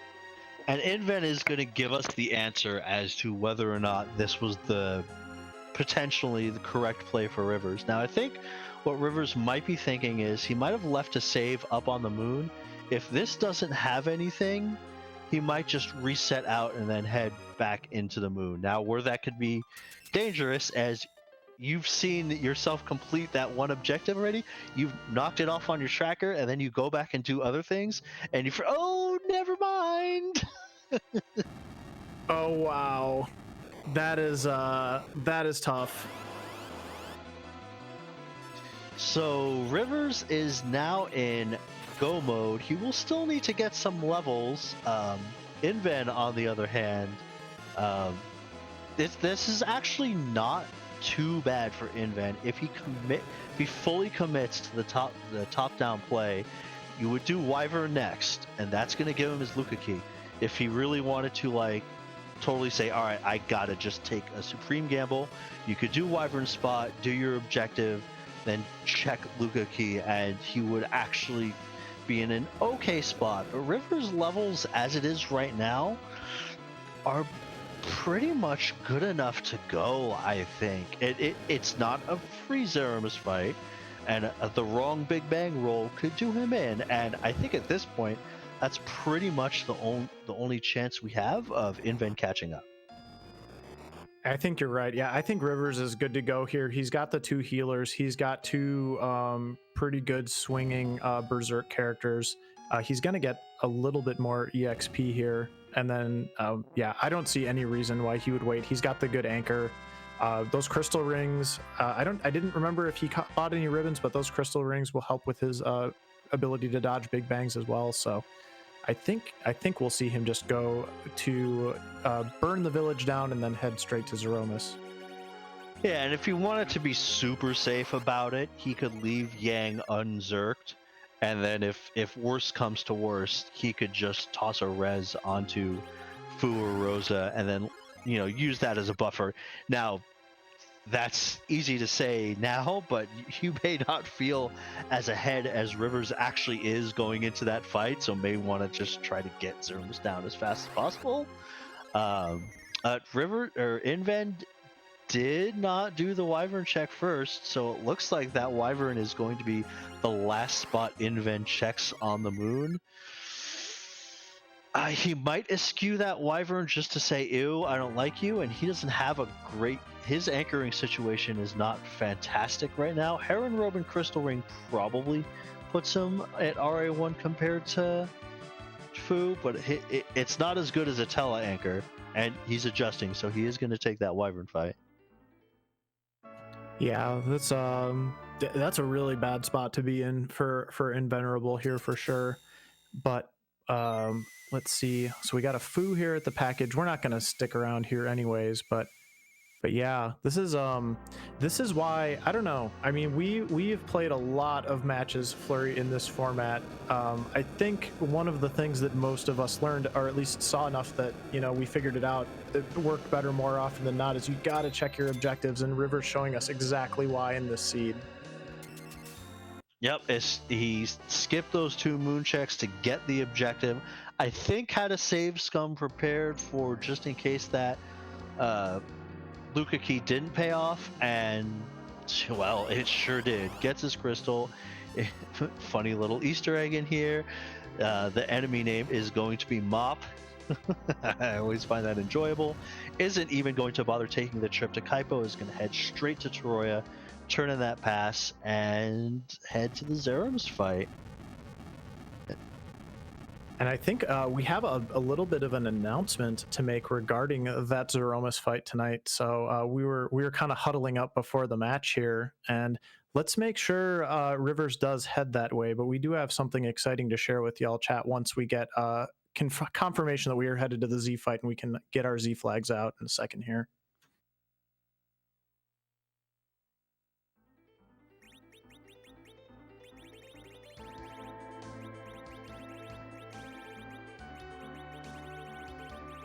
By the way, take that heroin robe off. I've left a heroin robe on for a Zermus fight before, and it doesn't feel. Yeah, that's not what you want to do. One thing I will just say really quickly here, as Inven makes his way through this Wyvern fight, this has been a clinic for how to run a seed without a curse ring, which I think, you know, if you're relatively new to this level of play, you know, you probably, one of the things you pick on pretty early is, hey, if I get a curse ring, I just slap it on my slowest character, and man, nothing can touch me when I get towards the end of the game. You know, you don't always get that curse ring, and sometimes you got to figure out how to do it without. So this has been a wonderful, wonderful clinic by these two runners on how to handle not having a curse ring. All right, so traditionally, when we head to the Zeramus fight, we have a special question we like to ask. So while we may randomize bosses all over the place, we cannot really randomize the Zeramus fight. That Zeramus fight is going to be the same each time, but what we do is, thanks to the wonderful work of Scala Kitty, has more than one Z sprite for every day of the year, and then some. Generally like to ask the question that is, whose butt are we going to kick today? However, we got a little something special, don't we? Yeah, we were informed before the seed. This is a special Zeroma sprite. We don't know what it is. We have no knowledge here in the booth, but we do know that this was a special, specially crafted seed by Scala and Boardface. And so I'm really excited to see what they have in store for us here.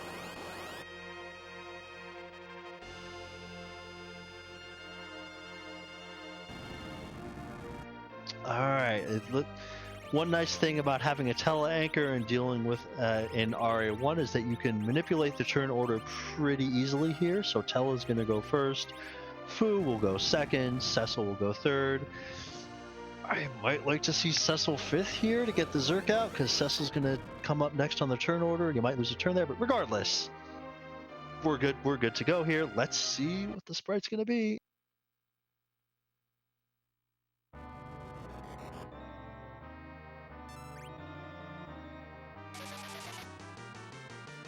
Oh, nice.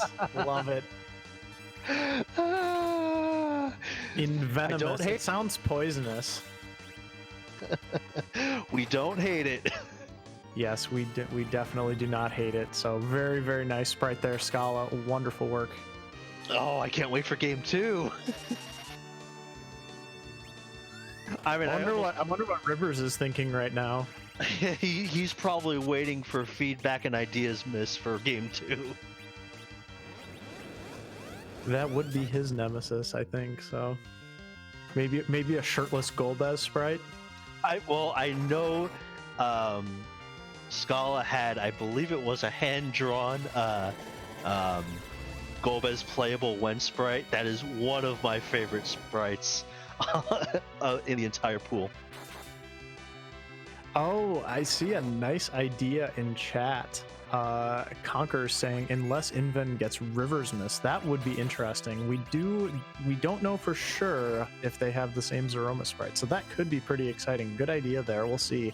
Maybe we'll see Rivers Miss in game 2 though. It could also be the case. So this fight got a little spicy. Fu did go down to the first full unnerfed Big Bang. Cecil's damage is fantastic at 4k a swing. We're doing about 7k a round, so we're going to see probably one more Big Bang. We might get the HP shift before we see that happen, so that'd be nice. I don't think we would get 2 phase changes. It really comes down to that one Big Bang roll, and if we don't get it, and it looks like we got the phase change already, Are we going to see the dreaded combo platter, which is he cues a Big Bang, he throws the Big Bang out, all of a sudden he phase changes, and before your Cure 4 comes out, we get Meteo to take out the rest of your party. I think it's happened to all of us at some point in time. That's probably the only thing in Rivers' way. Yeah, he's in, I think he's in pretty good shape right here. He does have a spare healer as well, so it wouldn't surprise me to see him, maybe not this round, but he might try to nerf a Big Bang. But the fight seems pretty under control at this point. So. Yeah, I think if you were going to nerf a Big Bang, this would be the one to do, because you're probably not going to see another full one. And 2 favorable rolls on both white mages. I don't think we're going to see another Big Bang. Might see a black hole here, but we have Rosa already queued up and ready to toss a Zerk as soon as that. Yeah, this is the party you want to see for Zeromus for sure. And I think not having that curse string, maybe you get a little bit, you want to feel out the Zeromus, make sure it's not too fast before you get going. So I do like how, Rivers is taking this fight nice and slow and steady, making sure that he's not putting himself in a vulnerable position. And we arrive at Rock's phase.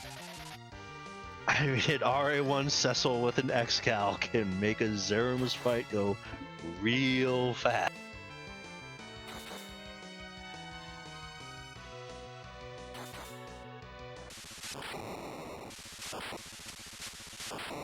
Yeah, just a little bit more Cecil there, and we have a winner. riversmccown taking game 1 of the Fabul Gauntlet Finals.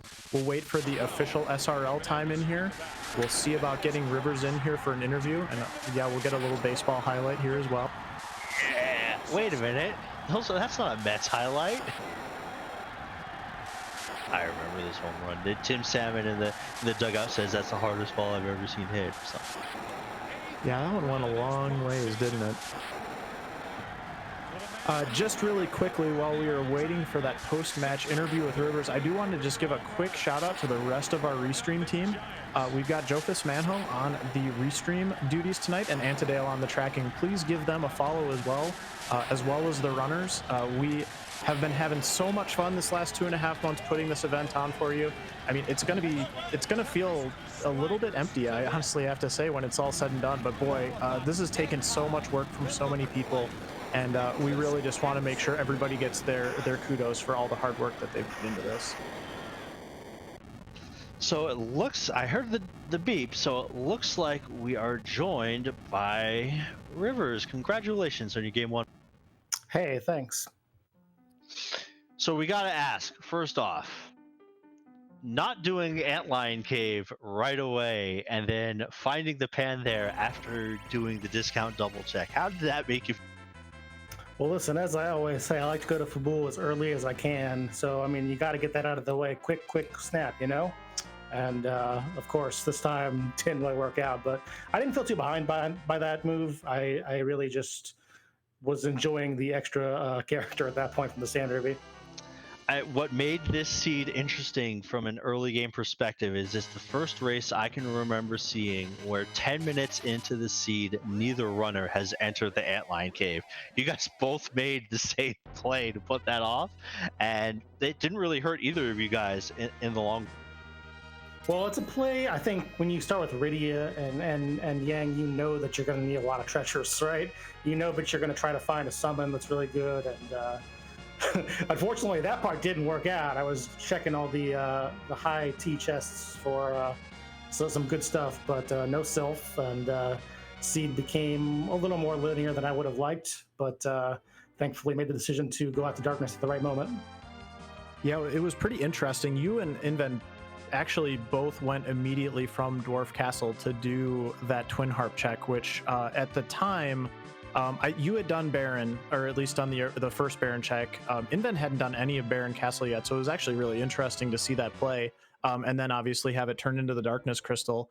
When you were in that mid game, we saw both of you struggling to get to 10 key items, both of you struggling to find that Cecil. What were you kind of prioritizing when you were making those mid game checks? Well, the character is first and foremost, just because you know that Cecil is required. So that's part of that. I want to make sure I get as much of that out of the way as I can, so that when I happen to get darkness, if he's not there, I'm kind of prepared if I want to do that gamble for the giant. And thankfully, I mean, I got, what was it, out of Baron, the Artemis arrows, right? I think I got those there. Like, that really helped on the moon a lot. So no hating on those. Yeah, the Artemis arrows really paid off in those two fights where I think Cecil was putting out a ridiculous amount of damage. Were you at any point in time considering, even though you were sitting at 9 key items, doing any form of a grind before heading to the moon? I did check my menu for a second there. I was really thinking about it, but I was also thinking, there are 4 bosses bottom moon. I'm going bottom moon. I think I probably can find a 10th key item if something is really bad, and I've got an X-Cal, I've got a Foo. Like, this is not a dire situation at all. So I figured we'll try it, see what the bosses are. If it's something really scary, then we can grind, but otherwise I wasn't going to do it. Yeah, and having those Artemis arrows was probably the equalizer for you, because it really bumped up your DPS output at a time when we saw Inven go to the Giant and do just a quick D machine grind. So he had his levels, but you didn't fall too far behind just because you were able to kind of exploit some of those boss weaknesses. So I'm a little curious about this one specifically because it came into play in one of our races as well. But you get that Luca key at the Wyvern spot. You know that that's one of the 2 key items that you need. You're looking for package. Were you thinking about finishing that clear of the moon before you headed back down, or did you just want to get back down there and check it and go from there? Not with 3 live. I had, I think, a tower key and rat tail at that point. So, like, I knew that I would at least do tower first before I came back. And then, of course, it was just right there. Everything was in Luca, always sealed, as the kids say. And yeah, just run with that. All right, so you got game 1 down. This time, you have a 1-0 lead. Do you think it's going to change at all as to how you think you might approach game 2 with how this might have played? No, I had a kind of idea of how I wanted to play each game built up at the very beginning, and winning or losing didn't really factor very much into that at all. So I think that, don't get me wrong, it's very nice to be up 1-0, but I think I've proven that doesn't really matter that much in these things. So I'm just trying to get that one game to finish it off, and just going to keep on my plan. Yeah, I think you and Inven are both gonna have a lot to notice when you take a look back at this. And it was a very interesting start with the party that you had in the magma key. But I will say, from where I was sitting, it was interesting to see some of the decisions that you made, and I'm not sure how much of that was how you were feeling out the seed, and maybe how much of that was metagaming. So it'll definitely be interesting to see if there's any adjustments for game 2. Yeah, me too. I'll figure it out when I see the seed. That wasn't too bad of a seed either in terms of the party. I mean, maybe it did start off a little bit slow, but at least you knew pretty early on that you had Rydia, you had Yang, you had Rosa, you had Cecil somewhere, you had Sid who could anchor. You can't really ask for much more than that. So are you kind of hoping for another seed like this moving forward? Or would you like to see something that's a little more skill testing? First off, rest in peace to Lou Vega, who I had to throw out my party. He Mambo number died. Oh boy. Anyway, I do think that the seed itself did lend itself to some very linear play. Yeah, I wasn't really ever concerned about grinding. I did have a couple grind options on the table if I wanted to take them. I had those mute bells, and those were kind of ringing in my head a little bit. But yeah, I think it will be very interesting if we get a different seed look entirely, and we're way down of Edwards and maybe like a Porum or something like that. I mean, why go with the mute bells when you can give them the trumpet? Sorry. Yeah, okay, so I guess the last question I have for you would be Barry Bonds? We didn't get a Mets highlight today? I feel like Barry Bonds never won a championship, correct? And That'd be correct. We've been doing this for a while here. I feel like a very great player who has never won anything yet. So That's just kind of the identity I'm assuming right here. Just trying to get over that hump that one time. Well, hopefully Rob Nen does not show up in these finals, and we'll see what Game 2 has to offer. Do you have any final thoughts before we sum up Inven's journey through a full clear? Bless Scala for the sprite. It was very terrifying because actually, both of my game ones, I lost them for round of 8 and quarterfinals. I lost them by a combined 208. So it's terrifying playing game 1, seeing Inven is fighting you and being like, oh, I don't know, man. Is he gonna dot done before me? I don't know. We can only wonder in anticipation what Game 2 will have in store for us. Especially on the sprite. Yeah, they're doing work there. And thanks so much to the Restream team and you guys for commentating. Obviously, both very accomplished runners. I'm sure you provided a lot of insight to the people. Well, we had a blast doing it too, and it was a really great race to watch. There was a lot of really, really cool stuff that you and Inven both did that I know we commented on throughout the course of the race. So really nicely done. Congrats again on the win, Rivers, and good luck in game 2. Thanks, guys. So looks like Inven, get your 17 out of 17s in chat out for Inven, because I see everything lit up on his screen. I'm not sure if he has anything else left to do. He is just burned down the Village Mist and is going to be heading to the Zeramus fight at insanely high levels. And I guess the question here is not whether or not he's going to beat Zeramus, but how long is the fight going to take?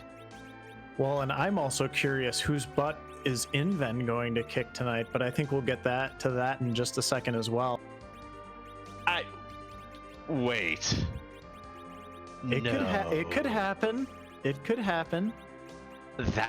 Okay. That yes, you have my. That would be amazing. I am going to just make one little quick comment as well. For those of you who are on the Free Enterprise Discord, you may have noticed this before. We are starting a little bit later tonight, and we do anticipate that there are going to be some people who are not going to be able to watch this VOD right away.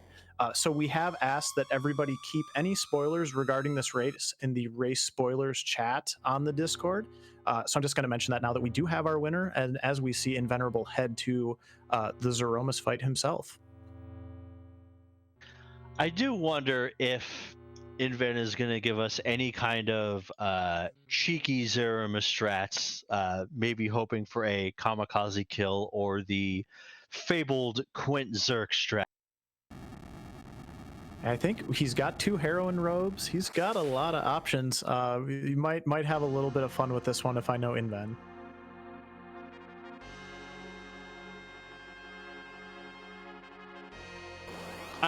It may also make sense that he may try to go for a refill skip here. Oh no, Viridia's sitting at 1772 HP, so I don't believe that's enough HP for level 50, so I don't think she has nuke. I thought maybe we would see a refill skip with 2 new casters and a holy caster, but I think at this point it's just you have an X-Cal. Go get him, Cecil. Yeah, I don't think there's too much that can go wrong here. It would be fun to see a little bit of a inversion though, with maybe Cecil gets to swing a lot. Maybe let him be the healer for once and let everybody else beat up. Oh, there it is. Ah, that's fantastic. Meanwhile, I can hear River saying you love to see it.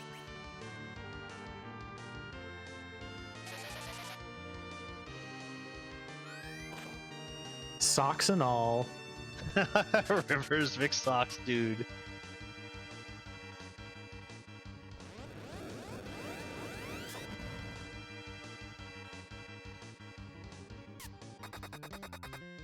And then after the Zeramus fight, Riversmus is going to give you an analysis of the 2020 NFL draft.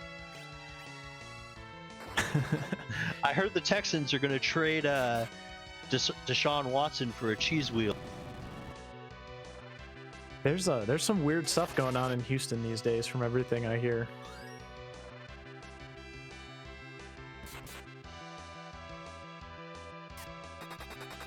All right, so no big worries. Oh, are we gonna see a Quint?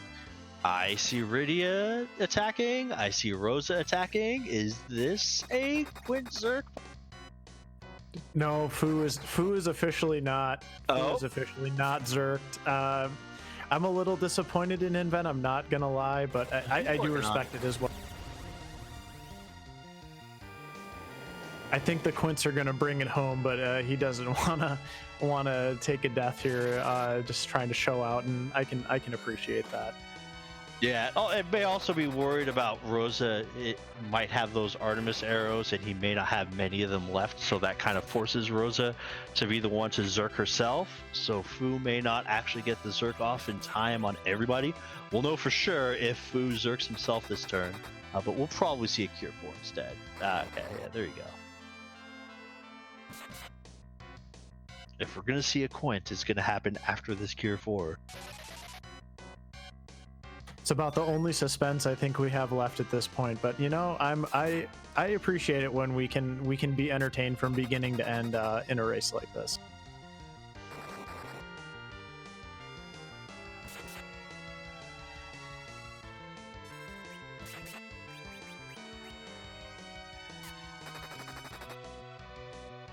Yes, I love it. There it is.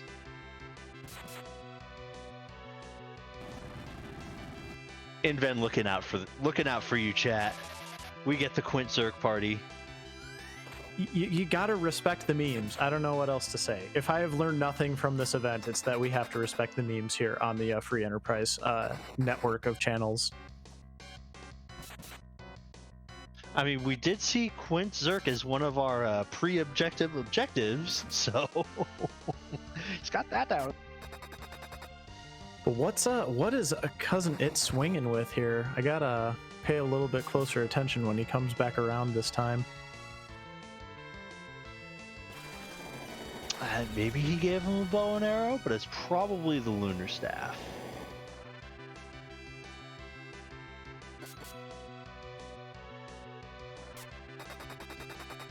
Yeah, that is definitely a lunar staff. Oh no, that would be a charm rod.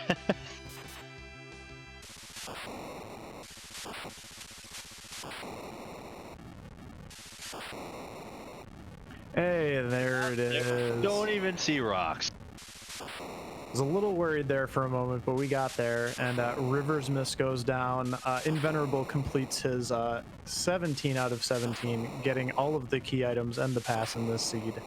We'll get his official time here in a second, 1:48.34 it looks like, and I'm sure we'll get him in here for an interview shortly as well, but very nicely run race by Inven.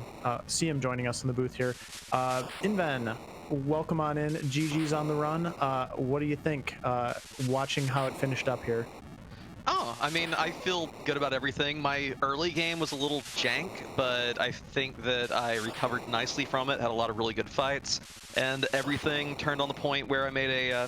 So, okay, there were two strategical decisions that really bit me badly here. First one was, we had the Rydia Yang start with a Magma Key. Not known for their early game DPS. I really wanted to hopefully land a good third character through the freebies, either in Feymarch or through Sheila 1. Of course, then you get the pan from Antlion and you realize, oh my god, I'm going to Fabul way too many times this seed. So that was the first thing that lost me a bit of time, I'm sure. I'm going to watch the playback after we're done. The other big thing was, as soon as I got that target, I'm like, I'm not looking for a 10th key item. We have a Cecil, we have an Excal, we even have, other fun little tools in our kit. Let's grind them, and then we'll decide the path to take. And at that point, the choice is either dive LST immediately or put it off to the end, because everyone loves to do the Masamune altar and go right to Zeromus without saving. It's always a pleasure to do that. I didn't have a pass, so I'm like, let's not do the bottom of the LST. Let's full clear everywhere else. And so at that point, I get to go do Feymarch, both fights, Tower for a hook, which I had to walk that hook out because at that point I figure I'm so far behind. A rat tail is the only thing that can save me at this point. And then of course Cave Bahamut, no value. The vanilla Peldim spot, the Murasame altar, nothing. And at that point I'm like, well, that not done's gonna come in sometime while I'm down here in the LSD, and it did. It's fine. Yeah. All hinge on that one bad coin flip. I think without that, I make up those 16 minutes, and we have a much closer finish time at the end. Sorry, it wasn't that exciting for the watchers. Not being neck and neck at the finish, but I got to quint for y'all, so that's always fun. So it's funny you should mention the early game. We had actually had this discussion with Rivers, is that it was the first race that I can remember seeing where 10 minutes into the seed, neither runner has done the Antlion Cave. Both you and Rivers did the freebie and the discount double check before going to the Antlion Cave and getting the pan. So you didn't actually lose any time from that. You guys both got that at roughly the same point. The big turning point was what you caught in the second part. You decided to do a grind. Rivers was a little behind you because he had done Baron prior to getting the Darkness Crystal, and he decided to go LST without grinding. You decided to go to do your grind and then hit up the Feymarsh bosses. Always a fun time, and it just didn't work out. Yeah. The reason I faded Baron was Mom Bomb was there, and Mom Bomb is annoying in any spot because of that extra 10,000 HP. I figured I can come back and clear that a lot in a while when I'm a lot stronger, so let's do the Twin Heart check. Did it, got Darkness, pushed that.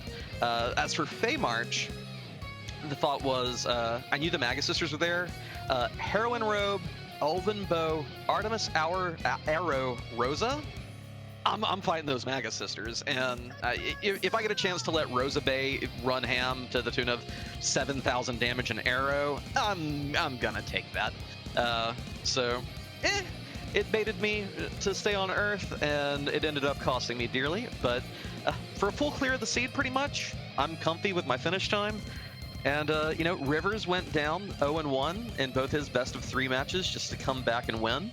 So here's hoping I can be like him over the course of the weekend. Yeah, and it was really interesting to see that point of divergence, just because you were both in pretty much the exact same boat. You both got Darkness at the same time. You both had 9 key items. You knew that you had to go to the moon and go all the way down to the bottom. You probably wanted the 10th key item before you got there, and it was just really interesting. You were mentioning those Artemis arrows. Those Artemis arrows came in so handy for Rivers when he got down to the bottom of the moon, and it was Pale Dim and Wyvern basically waiting there. So it was really interesting. No curse strings anywhere. There was a lot of interesting stuff going on in this seed that I think when you watch it back, you'll get a lot of interest.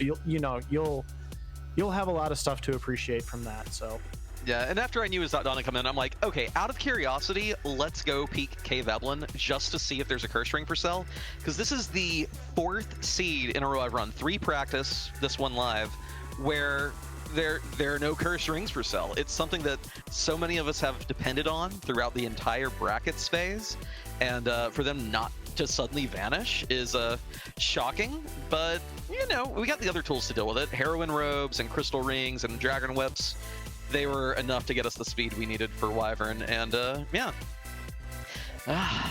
So you may not get what you want, but if you try sometimes, you just might find you get a whole bunch of Heroine Robes. And Crystal Rings. Yeah. And Ninja Swords for selling. That helped too. All right, so you finally took your first L in this tournament. Do you feel like there's anything you want to change up in maybe your approach or how you're looking at tackle game 2, or do you kind of feel like it's keep doing what you're doing, it got you here, it'll get you to the finish line? I mean, again, I feel like I was booking at that seed. The pan, if that is literally any item in Antlion but the pan, that's the right play. I dare say that's why Rivers made it as well. That starting duo, that's what you want to do. For the moon coin flip, I mean, if it's not everything in the LST like it was tonight, even if like one of the other items is on Earth, and then I can book it to the LST at that point, I feel good about it. If you can skip pretty much every moon fight except for the one you have to do, you're gonna save a whole bunch of time. So I don't hate how I played the seed. It didn't pay off this time. And we'll see if we can mix up our gameplay a little bit on Saturday so Rivers can't metagame us too badly. Yeah, it was definitely like watching, and I've watched, you stream all the time, so I think a lot of us are familiar with watching you, and I watched Rivers quite a bit in preparation for my semis against him, and it did kind of give me that feeling like you two had maybe metagamed against each other a little bit, but at the same time, it was a very odd start to the seed with the party and the magma key and everything, so I'm sure you'll have a lot of, notes to take, and when you look back, particularly at the beginning of the seed, it'll be pretty interesting for you to see how things all played out. But like you said, if it ain't broke, don't fix it. This is your first loss of the entire tournament, so I'm sure you'll be ready to bounce back and have another really good run in game 2 on Saturday. Yeah, there is one thing I know Rivers does that would have actually helped me a lot this seed. I know that he, in every match I've watched thus far, I believe he loots Baron to start to peek the character. If I had known Sid was there, it would have saved me a little bit of time in Kaipo, because I could peek him and just walk out instead of doing the cutscene. But actually, I guess like 8 seconds isn't all that big a deal. Either way, getting Sid and then seeing Sid in the Baron in was a minor disappointment, but you get the Sand Ruby, you're checking that spot anyway, so. All right, that's all I got. I got to watch this video back. Thank you all who came out to watch. Thank you all who handled the restream and made the magic happen. I really have to rewatch it just so I can see the sprite that Rivers got to fight, because I want to know what I look like. Yeah, that was a lot of fun. It was awesome. All right, well, thanks for taking the time, and yeah, man, you for that time to pretty much full clear seed is absolutely fantastic. Like, nothing to be ashamed of at all, and we're definitely looking forward to seeing what you got for game 2. That is going to pretty much wrap things up on our end. Just want to give a shout out, Moonblaze, thank you for doing commentary here. I believe we had Annadale and Joffis on the back handling things there. We are going, well, actually, when would be game 2? Game 2 is at 2 p.m. Eastern on Saturday on RPG Limit Break. So we'll be switching over to the RPG Limit Break channel. But yeah, we'll be back for game 2, and hopefully, I'm sure Inven is hoping for a game 3 as well on Sunday. But yeah, game 2, 2 p.m. Eastern on Saturday on RPG Limit Break. All right, and it looks like we are going to be raiding Gambit, a frequent helper. Has done a lot of work behind the scenes. So spoiler warning for chat, he is running the Seed of the Week. So if you are interested in running the Seed of the Week and you haven't done it yet, this is your spoiler warning, because that's where you're heading there. And otherwise, thanks again for checking out this race. It was a fantastic race. Can't wait for game 2 and hopefully a game 3. And you guys have a good night.